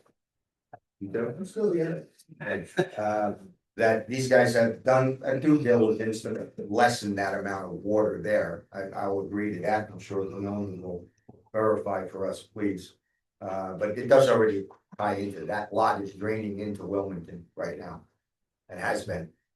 What the bench system? I'm sorry, John? The current bench system.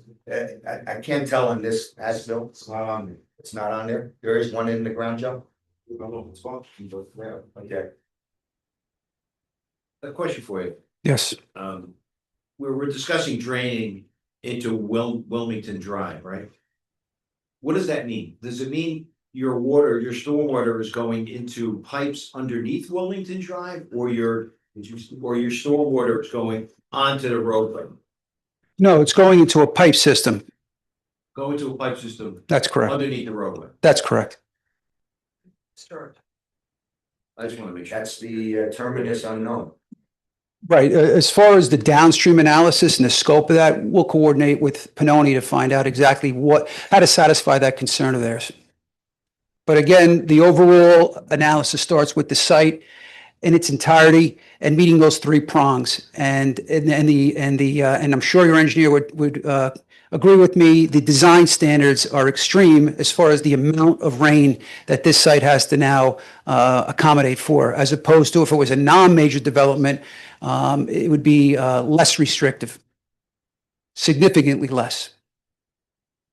So being a major development, in fact, actually turns out to be a betterment for the site as far as stormwater management and what's generated and how it's controlled. Q equals VA.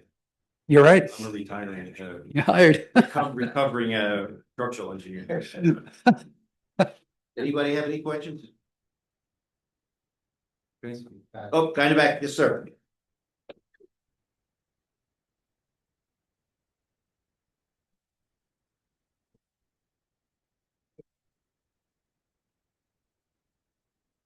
My name is Anthony Piganelli. I live on Howe Avenue, right opposite this project. I guess my question is this building seems to be designed for heavier traffic. Or there's 4 loading bays? Correct. Any drive-up bays? The only bays we have are these ones that you'd back into. Back into. So that's going to require bigger trucks only to go in and out of there. We talked about earlier, maybe subdividing the building for smaller companies to go in. They're not going to be able to handle those bays. Those bays are all designed for, 53-foot trailers. They're going to be coming and going all day long. Somebody new comes in there, they're either going to be in distribution, so they're going to want a place to put their trucks. It's going to limit what's going to go into that property. So that's my concern. Plus the foot traffic for kids going to the schools. There's a lot of traffic going through there as it is. Not to say your thoughts are not unrealized, but I'm thinking just like you. I'm waiting to speak to the architect. Those kind of questions are something for the architect. And if you're still here and want to ask that, this is civil engineer, definitely truck traffic and some patterns and stuff. But the building's designed, I agree.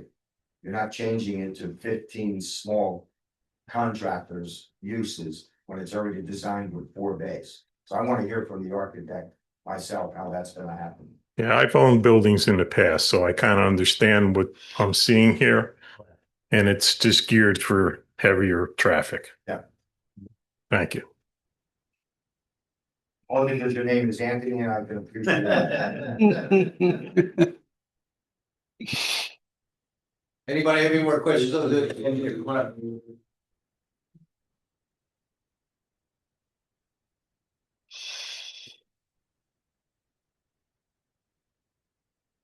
How are you? My name is Tom Rossi. I'm a resident, 35 Wilmington Drive. Like Mr. LaPalma, I bought the house 1999. Well, back in the, I'd say 2002, proponent, part of Hop on the Roche, my wife was an employee of. That was before they put the second building up. Jim McKittrick was the president. And he was describing to the residents what he was going to do. We had meetings, how tall the building was, how it was going to impact traffic. And we met in his office a few times. I worked for the police department, so the traffic surveys I was familiar with. And what happened was during the meetings, the driveway cuts that they spoke of expanding, they were planning on bringing it to north end of Wilmington Drive as an exit point because they have the drive-ins there too, which would have affected residents. 30 days had gone by. We had a few meetings. We looked into it. The president of Roche, McKittrick, sat with us. He scrapped that driveway cut. And I think he also, the plans, I have notes on all this. I just wasn't prepared for tonight. So anyhow. I would love to hear the history. But do you have a specific question? Yeah, well, the traffic he's talking about. Yeah. Headlights in trucks today are different than they were in 2002. Much different. So the height they spoke of, the egress and ingress had coming across the same pattern all the time. Who's ever in that sweep of the headlights are going to be affected by it. Getting back to the same time period, I believe Wilmington Drive was supposed to be a buffer zone for the townhouses that were behind it. There was a woman, DeSantis, that wanted to put a dental office at 35 on the corner, right across from Roche. It wasn't zoned. They were turned down. So the biggest concern then with the residents were kids in the area. And you mentioned about the lighting. They only 9 to 5. But during the winter, it's dark at 4:30, so the sweep would affect some of those residents. That and the abundant life and some other issues. Anyhow, Roche was compliant with our concerns, and they kind of scrapped it. And I think that they had an alternative for the driveway cuts, whatever they were, and they were compliant at the time. But the residents were happy with it at the time. But, Do you have a question? no, it's too short notice for me. Maybe the next meeting. Yeah, let me know. I will, okay? All right, thank you very much. Anybody else? Bring on your next hearing. Thank you. On my witness list, I noted that our architect was Mr. Levy, but he was unable to make it tonight. So Beth Heisick from the same office will be testifying.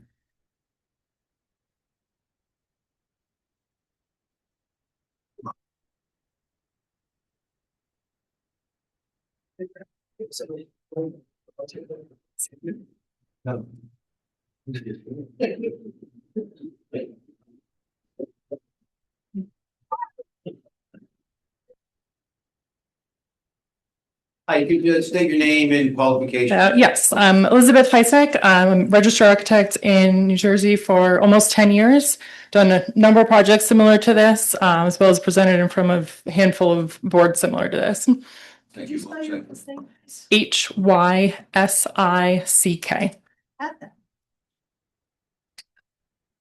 Before you testify, I said, were these plans submitted at tonight's meeting? As far as I know, they were. Yes, these are colorized renderings. Then, would you like to? The sheet was. Separately? So, in fairness before, Matt and I spoke about the exhibits, and I was told that it's the only colorized exhibit. Is that? Yes, this is the colorized exhibit. So, prior to discussion, this would be worth A4. Was not submitted to the board. Yes, we have top sheet. Oh, top. This sheet was submitted, and as I was pointing out, we do have two additional views to share as well, which was requested in the letter. That's Correct. Correct. what? We just received notice yesterday, I believe, of that information and didn't have a chance to get it ahead of time. Do we have other copies or that we can pass around at least? The SK001? Yes. Yeah, that's labeled Tony. Yes. Correct. Right, okay.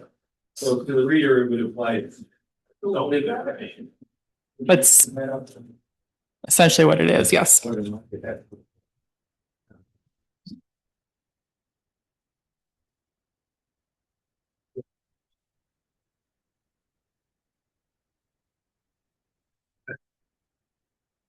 We're accustomed to more detailed architectural scoring.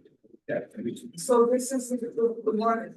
Yes, yes. And that's the only one at this point that we received? Yes. But the second one, got copies of tonight. I don't believe we have copies of there's only two additional renderings, which we'll make sure are submitted, but we can look at those. No, I suspect. I'm not to.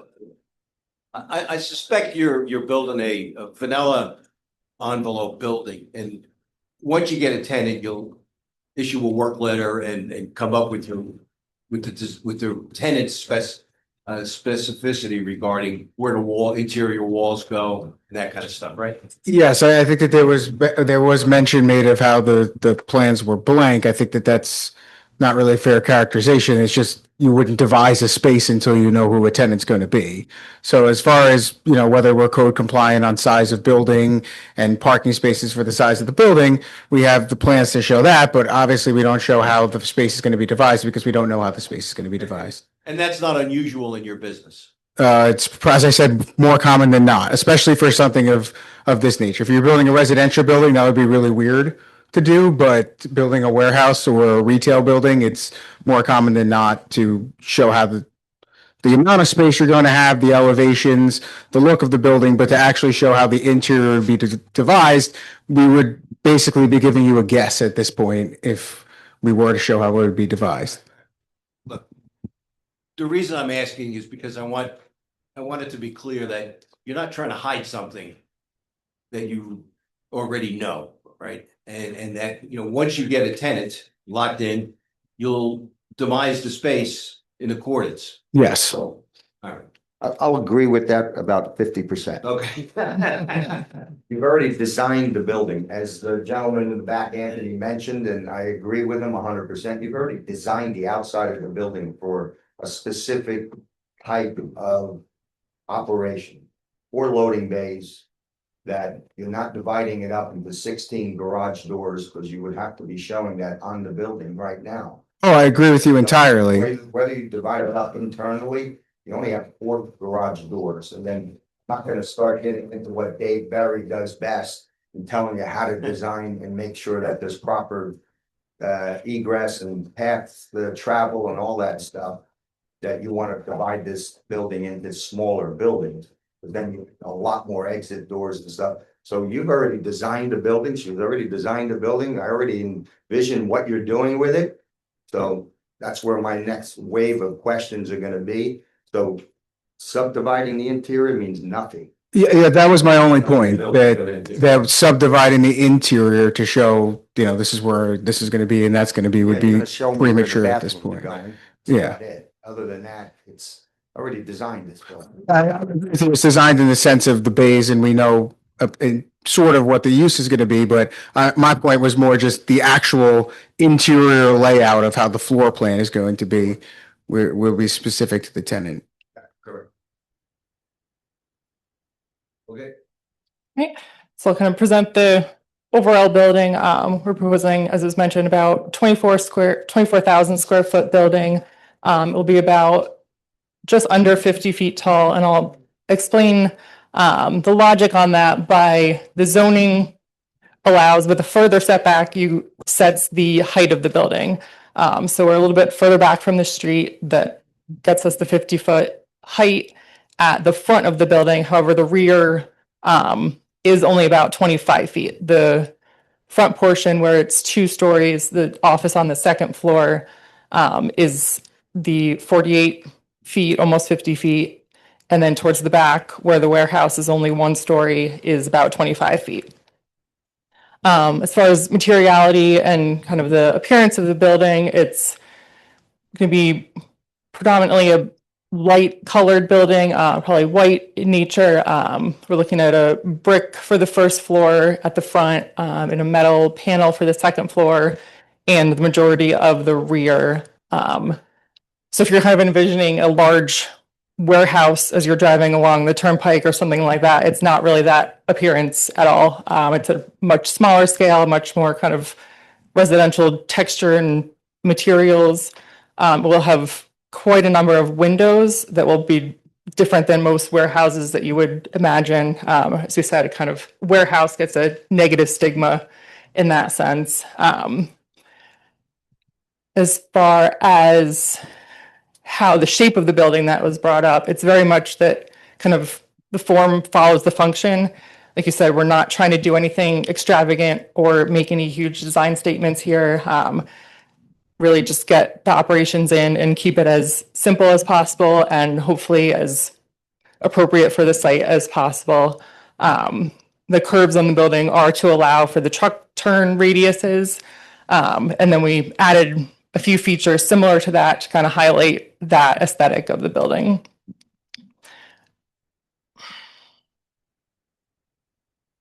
Trying to think a few of the other questions that came up, but maybe I'll just open it for questions if there's anything else specific. About the shape of the building, the front turn reasons. Which was, one of the questions, but I'll let you continue. Someone else has another question. Yeah, Mr. Chairman. I talked.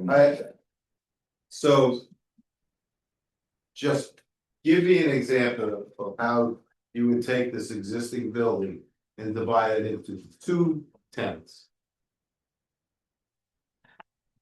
It is. No, 2 tenants in a warehouse. There are 2 bays for each tenant. Can you show me how that could be divided? Because I'm not an architect, and it seems like that's possible.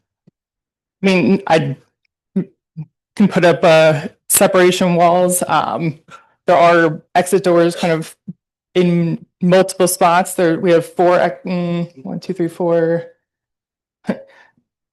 quite a number of exits that if we did need to divide it up, we could have more than one tenant, would allow us multiple, but to that point, we would obviously need to make sure that every tenant has sufficient egress, every tenant has an appropriate code developed space. And that's where it would come into play of kind of submitting the final tenant fit out plans once those are determined. So I can give you, we can put walls anywhere in there in theory, but we'd make sure that it's compliant. The warehouse. Hmm. You can put them everywhere, but you gotta make it function too. So, this is why I wanna make sure I understand. So, the where from the back, we'll just say 99 feet. About 50 feet high warehouse. Correct. The front of the building is 48 feet, we'll say. If that's what you're asking. Maybe about character. Let's go to the second floor. Mhm. All right, so the front office space is 38 feet, correct? So that's separate office space. Second floor? I'm not sure what you're. Deep. Oh, 30 feet deep, yes. 38 feet deep. Thought you were talking to height, sorry. Behind that 38 feet of second floor office space, that's all warehouse, that's 50 feet high, correct? For a small portion, yes. And then it steps down to the 25-foot, as you can see in the Yeah. the elevations, because of the curve of the building and the angle, it's a little skewed. But the bottom one, the north elevation, probably demonstrates it the best, that how it steps down. And that's really to accommodate the warehouse, because why would you wouldn't need a office space to have 25-foot ceilings. Would you? 25 foot. Am I wrong? That's what she's saying, where the office is 25. That's pretty high, right? That's a lot to heat, a lot to cool. That's Quick question, I'm talking about the size now. big 2 floors there. Is that a possibility? 2 floors meaning 2 warehouses? No, two floors office space. Yeah. Is that possible? Not based on this design, we wouldn't try and put more in there without it going forward that way. And we probably have about 20-foot ceilings in there from, Still high, correct? correct. It's generous. 50-foot high building, and I'm not an engineer, I'm not an architect, but I know that Anthony did establish that the total grade is elevated almost 15 feet, you said? In the back of the property. In the back of the process. Now, would that raise up the height of the building? It makes the building itself pretty much level. So that those elevations are based on the floor level. It's not going to raise it up more in the back, no. Based more elevation from this thing building, the proposed building is a couple of feet higher. Okay. Proposed buildings, finished floors. So the total complete height is 50 feet high. That created height. 48 and change, correct, yeah. And what's the total height of the standard home, like those homes on? Typically 30 to 35. 15 feet above. Yeah. That's all right. I'm gonna come back. Yeah. Are you showing those elevations? Then again, Jim, what's which? The renderings on video, are we getting to those after this? Well, We should just. just show the 3D views, do that.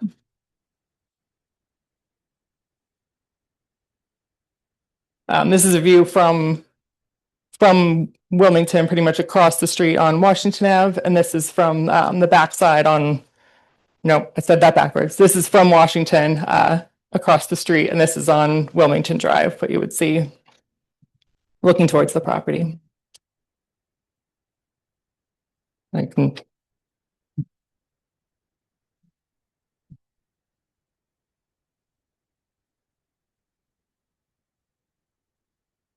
So this is a home on Wilmington, Hmm, and this is the warehouse, correct. That's looking, it's proposed. yes. Okay. Just to point out, I can show where on the site plan. This is Do gonna be it, clearly seen from Washington, correct. 50 feet high. And it is set back, the existing building is set back about 10 feet. Currently will be set back almost 50 feet, so it will be significantly further back on the property with a parking buffer in front.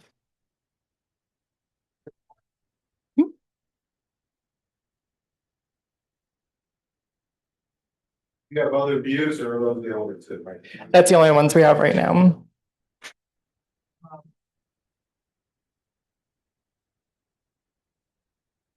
If there's any specific views that you'd like to see, we're happy to bring those back next time. Yeah, okay. I have a few ideas. Because it really doesn't, it's not depicting really what we want to see. I agree, at least the one. Well, what we'd like to see, and I know, I don't want to stop anybody from asking questions, but if you keep talking about this, we'd like to see what this building's gonna look like relative to the adjacent properties. Right, is it gonna be forward, back, how high is it? And, we're talking about a 50-foot tall building, right? And we'd like to see how that compares to the adjacent properties. Because, you said the back, I think it's 48 feet in the back. The height of the building in the back, height- back is 25 It's feet. 25 feet, but it's on top of 9 feet of fill. Believe so, yes. So it's more like, so if I'm living next door, it's not 25 feet tall, all of a sudden it's 34 feet tall. We'd like to see that and maybe show some cross sections of the property lines. Because now we're wondering, is there gonna be a berm in someone's backyard? Are you gonna need to put a retaining wall back there? What's that gonna look like from your neighbor's perspective? That's kind of sort of where. Understood, absolutely. Okay, I have some questions. If anybody want me to jump in? All right, so now it's my turn to ask a couple of questions. Rooftop mechanicals, on your elevations, could you discuss your rooftop mechanicals, and how they interact with your green roof? And I don't see any green roof shown on your elevations. So at this point in the building development, we've not started looking into the mechanical systems yet, which is typical at this phase of approvals and this level of planning. Once we know that the building can move forward in this fashion, at this point, it's not economical to start investigating mechanical systems and that nature. But we would be taking into account anything that is suggested and take into consideration where those mechanicals might be placed. As far as you said, the green roof also, that tends to be kind of a system that is installed on top of the roof. Obviously, to address another question, that the structure would be designed for it. That's a typical load that's accounted for. I'm not a structural engineer, so I don't want to overstep, but you account for snow load and rain load and wind load and things of that nature. So this is one case where there's engineering numbers out there to account for a green roof structure. And again, it's kind of just a system that is placed on the roof typically. Discuss a little bit of your facade treatments. What's this building gonna look like? Are you gonna have different elevations of different architectural treatment? Is it gonna be one consistent monolith of architecture? And for the next meeting, could you bring a storyboard, some of the examples of the architectural treatments you're gonna use? Sure, let's take that into account. As of now, we're proposing a masonry prefaced either brick or kind of standard unit for the first floor on the front of the building. The second floor would be a corrugated metal panel, which would then wrap to the remainder of the rear of the building. So kind of neutral colors, very light and hopefully comfortable on the site. As I mentioned, we'll have windows, which most warehouses might not, and have windows on majority of the sides. to hopefully somewhat accommodate kind of that more residential feel versus just being blank warehouse walls. I will talk about, we'll have a signage that does meet all the standard requirements. Oh, the microphone just went off. Is that just the battery maybe?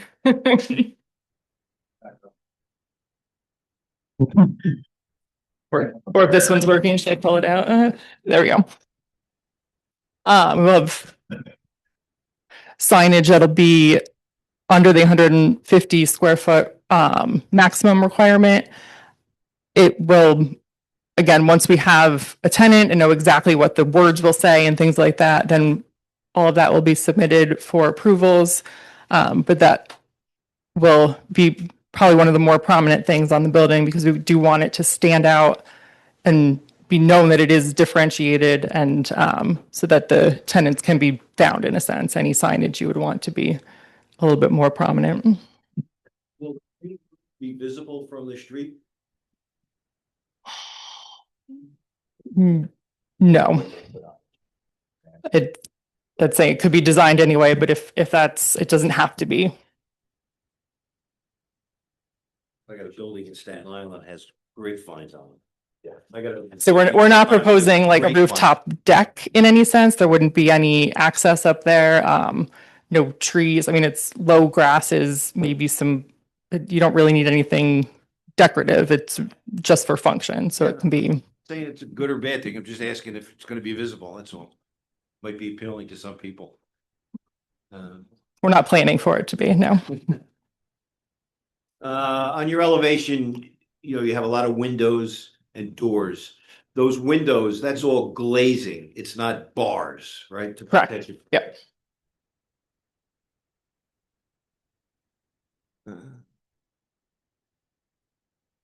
Let me see if Mark has anything I missed.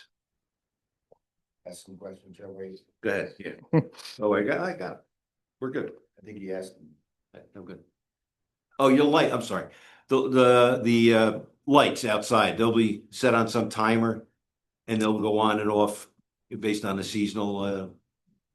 Correct, that can be accommodated for. I can obviously, once we have a tenant, we'll know what their operations are and when lights would be needed. We will have to maintain some level for just emergency security, things like that, but generally, yes. Oh, go ahead.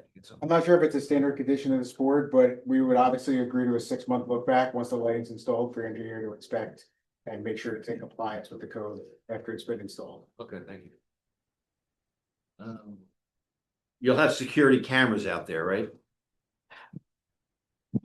Most likely, yes. And I know the existing building has them as well. Just want to be concerned that you're not videotaping your neighbors.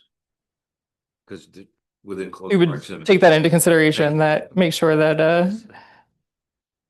Go ahead. I was there the other day. They must have videotaped. Yeah. I'm sorry, your first name? Beth. Beth, your SK001, shows a very light colored building, which is in line with a commercial, building, but, and it may be a question for Rich, the final color of this thing, maybe it's a little bit more muted, doesn't jump out in the air, but we can discuss it later, but I'm sure we're gonna be open to something like that.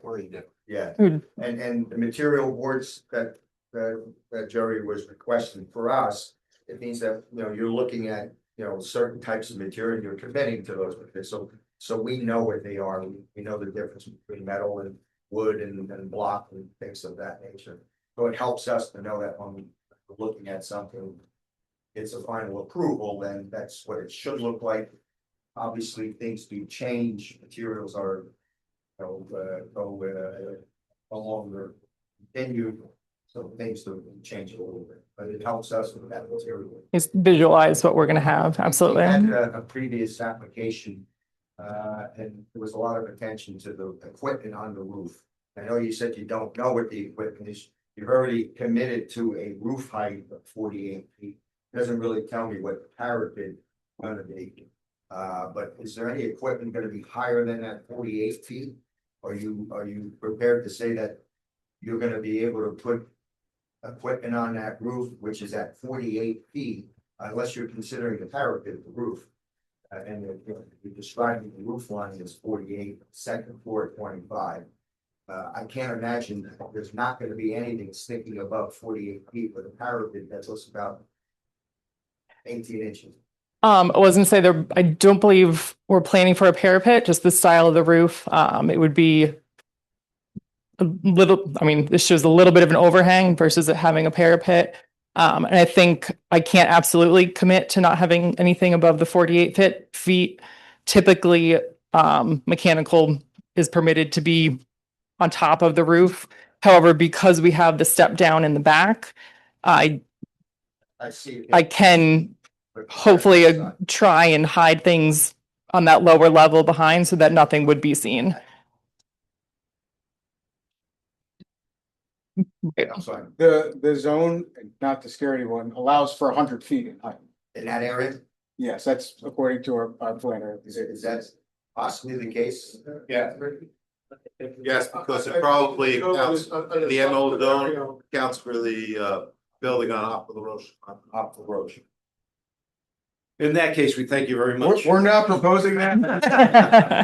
But that might look better knowing that what you're saying, that the equipment's not physical. Got screens, ways to like, HVAC equipment and anything else up there. As Jerry pointed out, maybe it's nice to have shrubbery covering up some of that green roof. Understood. Yeah, so knowing what you just said, that you're allowed to 100 foot, yes, thank you for not going 100 feet. But in preparation, we could start to plan ahead to cover up whatever equipment might be. And since you don't know the use, you don't know the equipment that could be part of the condition that whatever goes up there is gonna be a screen that covers that equipment. Anything like 3 feet higher than the roof, something like that.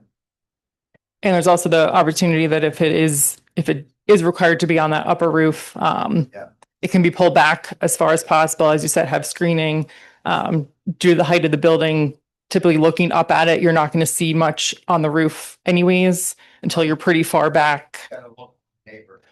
Right. To see if anybody nearby can see that roof. Yep. That area that you're calling the office, which is front, darker shaded purple, right? I'm looking at the SK01 drawing. That's only, that's showing where the darker shaded portion is still open to the warehouse. It's just has the second story above it. Correct, but that would consider the office section. Yes. So it seems to be much smaller than when I look at the elevation 8. It's only a portion of section of that elevation 8. Correct. So some of that high area is the warehouse. So the office windows look over the warehouse if you wanted to. So putting equipment for the offices has to go on that upper roof. You're not putting it on the lower roof. So from an engineering perspective, I think you are already getting something going on in that roof. So let's plan for maybe something to screen it. Okay, we'll plan on screening for anything that does end up there. Ran into a question about smells coming out of the warehouse. We don't know what the use is, whether it's a chemical use or food use. We had requirements of that venting, exhausting component to be a certain height. And the proposed tenant, which we do, was able to do things within the warehouse to mitigate whatever odors were there. This is why knowing what's going on, Matt, those kind of things we want to anticipate. This is a smart enough board that has experience up in the road and everything that they could throw at us. So this is small in comparison to what we've seen, but it's the same issues, the same things. But the use is gonna be, that's why we keep dwelling on that use. That the vent had to be so high, it had to be anchored, it had to be certain structural designs to it, so that it would overcome the neighboring residents from smelling that, whatever it might be. Whether it's perfume or whatever, smelling it every day can be quite uncomfortable. So it is about a matter of living comfortable in your home. You know, having this as a neighbor, we want to make sure that we're covering all the bases. So getting back to the windows. Not knowing what you're gonna do, so I'm sure that there will be some consideration whether these windows are airtight or operable. Now, you're a warehouse, you're not a house where you want operable windows, where you're not letting things out. You know, and people aren't able to look out that this is Melina's, you know, backyard, although the Green Giants there, but so those kind of details is what helps us, helps me. I don't want to speak to the board. But are the windows airtight? There's nothing leaking out of those windows? Are they, you know, bought regular storefront windows? Are they operable? They're opening the windows for, and this will get into the fire review. I'm sure Mr. Berry will have this during the plan review that, you know, for fire reasons and don't want windows that are operable and fire can spread outside, you know, things of that nature. Correct. We're proposing they would not be operable for the warehouse, at least. The office may or may not, depending on final design, but the warehouse would be not operable for those reasons. But explosion proof, you know, you got the minds running, wondering what's going in there. And, you know, not to scare any of the residents or anything, but there have been, you know, dust particle explosions. It happens, you know, so it's not something that we're characterizing as for scaring people, but I agree. Designing this building is just as important to me as it is for the neighbor sitting right next to it. So I don't know if you have anything other than just these renderings to offer up. No other details about the, you know, you mentioned the building is a light colored material. Did you say it was 12-inch block or it's metal studs or anything like that? So is the structure of the building? Structure. That's to be determined. That would, again, kind of similar with the mechanical systems. So it'll be more than a cardboard wall. It will need to be to support everything. Yep. One thing, you know, Butler building around the outside is another, you know, not too pleasant to see as well. I think that was it, Chair. Oh, maybe you can answer the question that Try. There could not, or it didn't get into detail. Designated trash inside the building. Is it based on the use and how much trash is generated? Dave, you know that? It is for me. All going into. Yeah, no, but the amount of area designated for trash is based on the use and how much trash recyclables will be generated, right? Yep. So that designated area, based on this square foot, whether it's 110 or you already got a square foot, you should already have carved out an area that's designated for trash and recyclable. If you're keeping it within the building, which then will require specific sprinkler systems and all kinds of other things. So keeping it in the building sounds pretty instead of a dumpster location, but I'm sure Dave's plan review will incorporate the proper necessary means of extinguishing, you know, a dumpster fire in the building. So have you given that any thought, the designated area? Again, not to go back to the tenant use, but once we have that more determined, if it's divided up in Building, right? So whether it's, you know, donut factory or, you know, book factory or whatever. Its use, office is already got designated area, so many bathrooms, so much occupancy load that you've already designated how much trash could be created. What kind of trash is a different story. whether it's wood, plastics, cardboard, things of that nature. But you've designated by the size of the building, what's gonna go in the occupancy of that building. Warehouse has a certain occupancy, it's gonna generate certain trash. There should be something on a plan that says, hey, a 15 by 20 area is gonna be carved out for trash. We know that for sure. Okay, I'll take that into account. Unless the experts behind you want to chime in, but I'm sure that they might have a different opinion, but I think that's can be done already. Cool.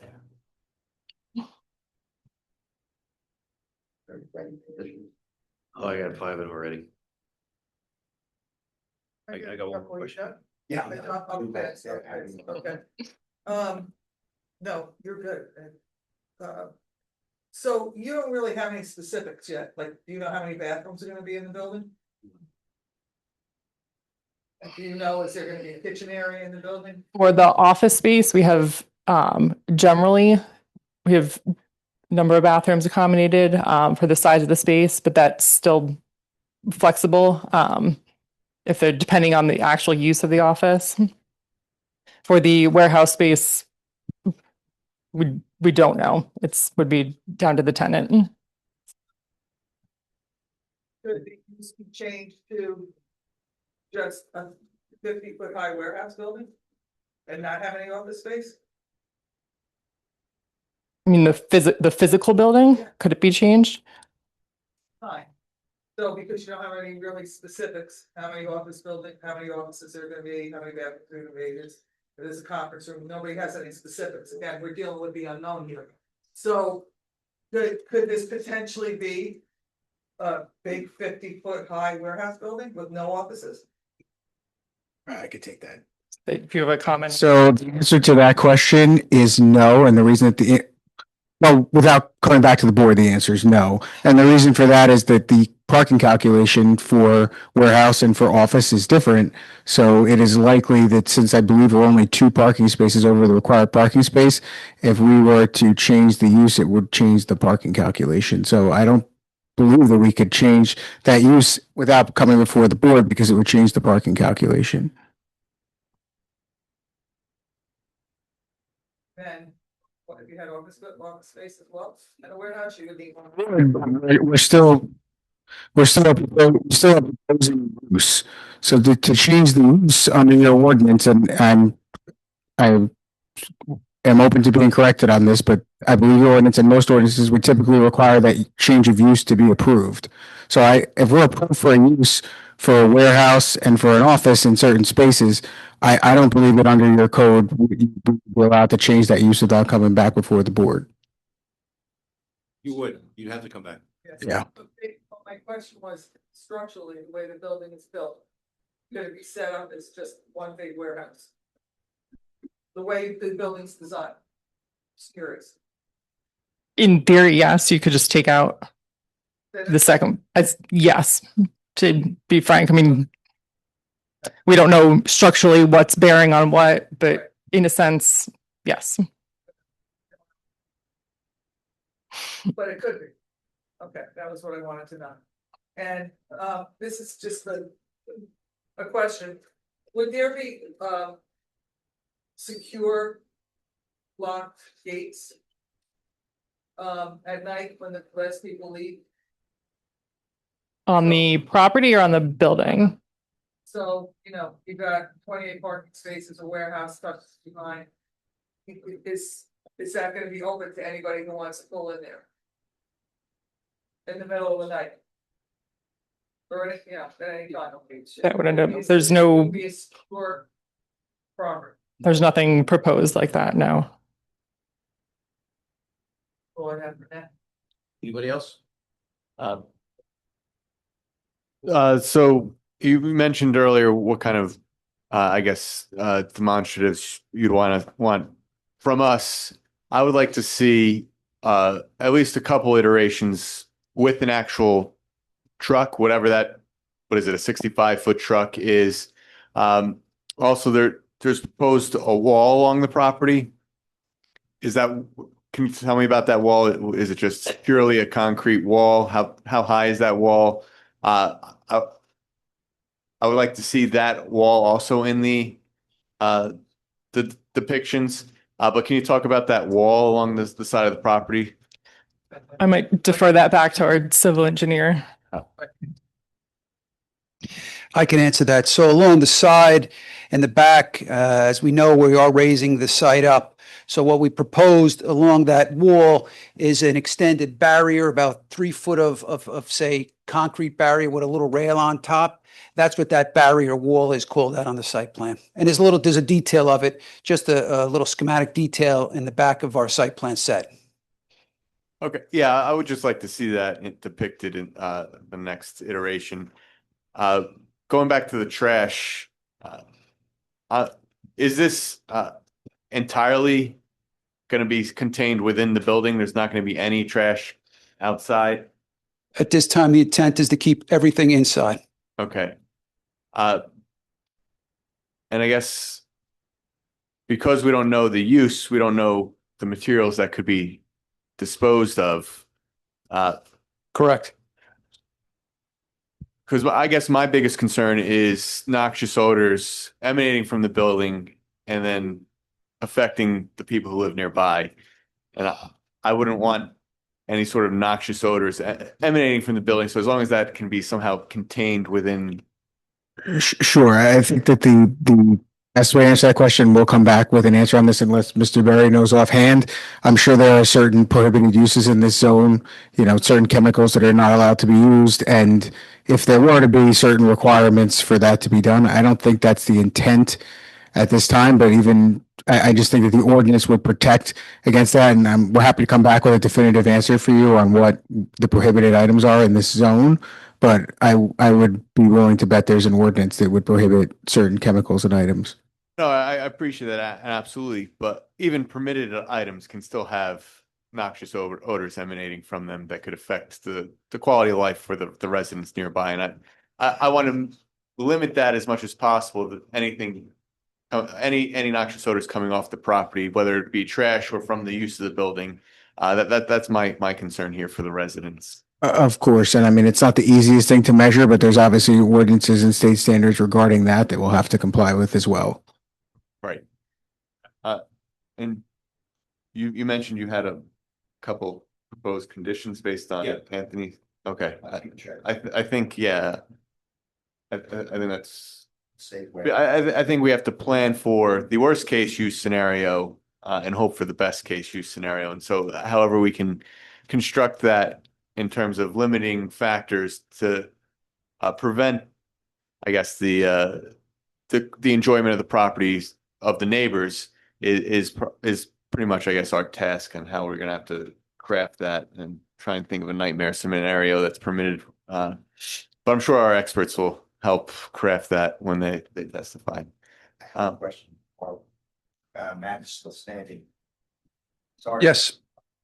No more tough. He's hanging in there, man. He's tough. I think. Go ahead. On the property, Yes. and I noticed there's existing retaining walls on the neighbor's side, and you're proposing barrier wall. It's not really retaining wall, it doesn't say retaining, it says barrier wall, but it acts like a retaining wall, so your detail doesn't really depict the great differences in some of those areas. Right. What are you doing about the existing? You're right up against it. Right. So we are proposing a retaining wall, and that barrier section just extends off the wall. So it's a monolithic kind of design in a sense. So that barrier again is there for safety reasons. As noted on the plan, a structural engineer will have to get involved and do the full design, and they'd have to take into consideration potential impacts of any adjoining structures like those walls. Just the neighbors are aware that you're not going in and tearing up their existing walls. There's some. Oh, no. Going into. Oh, yes, right. Absolutely. Absolutely. That was it, Matt. I'm tired. And so am I. I just have a clarifying question. That 145 square foot sign that's on the facade facing Washington Avenue. Correct, yes. Okay. I don't have any. Anybody else? I got one last question. I'm back on the roof. because it's gonna be a green roof that needs to be maintained, do you anticipate a railing around the whole perimeter as a safety rail? It's not a requirement for just a green roof when there's mechanical access and maintenance access. It's not typically a requirement. But we would take it into consideration if that's a major concern. The maintenance is typically, I don't want to speak to the property owner, but it would typically be a company that is well versed in maintaining a green roof in order to keep it to the standards that are required by the state and maintaining it. So it would be I mean, I get. professionals taking care of it. There's probably some minimum setback, 5 feet, something like that. You can't go right up to the edge. Correct. Right? Is it the whole roof? Or is it so many square It's foot? 20,000. It's 20,000 square feet of it. Get up there with equipment, so you're saying it could be greenery and things like that, so you'd have to have power equipment to go up there and trim whatever, which is another noise thing for the neighbors. That's a sheet there would say yes. Oh, okay, because you said they'd be maintained. You don't want grasses where you gotta trim the grass for the winter. Right. Yeah, it wouldn't be anything Gotta maintain. regular maintenance like you're, yeah. Got it, okay. Yeah. It might be similar to maintaining the mechanical equipment up there. It's a system of the building that needs to be just kept up. The equipment's not within 10 feet of the parapet, you wouldn't need a rail. For the railing condition, right? Any more questions from the board? I'll open it up to the public. Anybody have any questions of the architect? Come on up.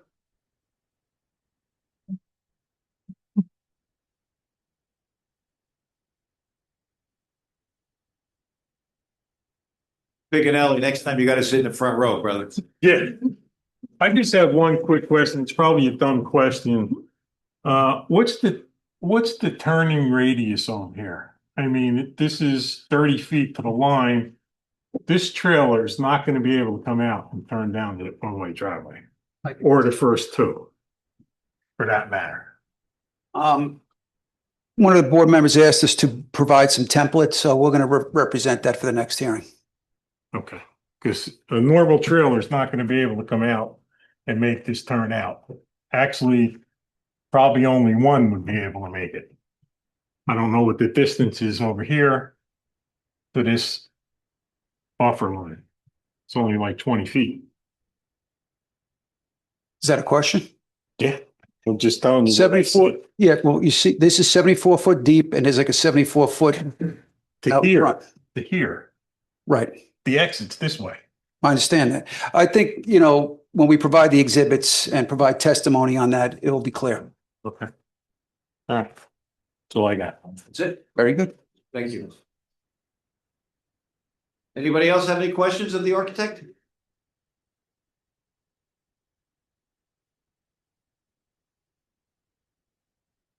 Thank you. So I have one more witness, Mr. Doherty, our planner, but I believe that given the late hour and the fact that there'll be some more testimony from our other witnesses that he would need to opine on, I think it would be the applicant's request that this time we adjourn to the next available date.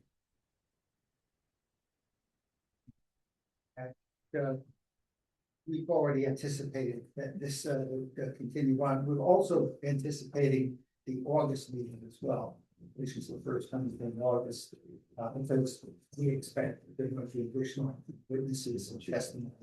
So we're setting those aside to move accordingly, et cetera. So with that said, we'll waive all kind of constraints with respect to the next meeting. Question if you need that in writing from me is. Thank you.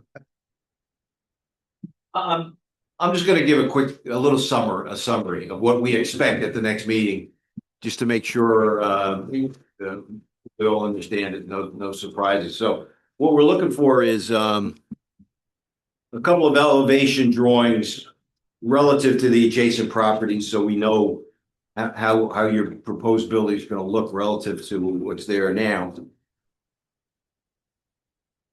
The truck turning templates, which we just discussed. Mr. Scarpelli talked about a gas line issue. We're gonna try to get that. The bollards and the gas line.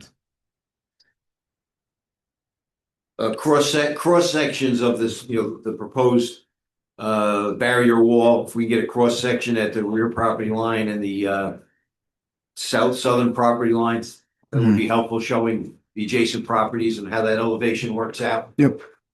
Existing and proposed would be helpful. The height of the existing building and proposed building, including the fill.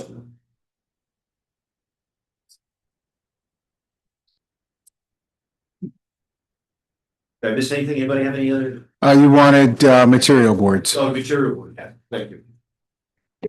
And at least one depiction or maybe two with an actual, with the largest truck that property can accommodate. And a tenant. If you come with a tenant, that would be so helpful.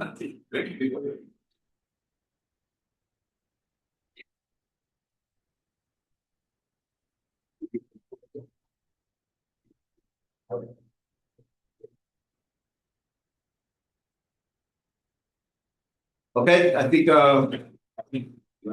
as well, we should have the agenda here. No workshop issues, no committee. Council reports. Make a motion. Move to adjourn. Motion to adjourn. Thank you, Mr. Chairman. Guys. Thank you.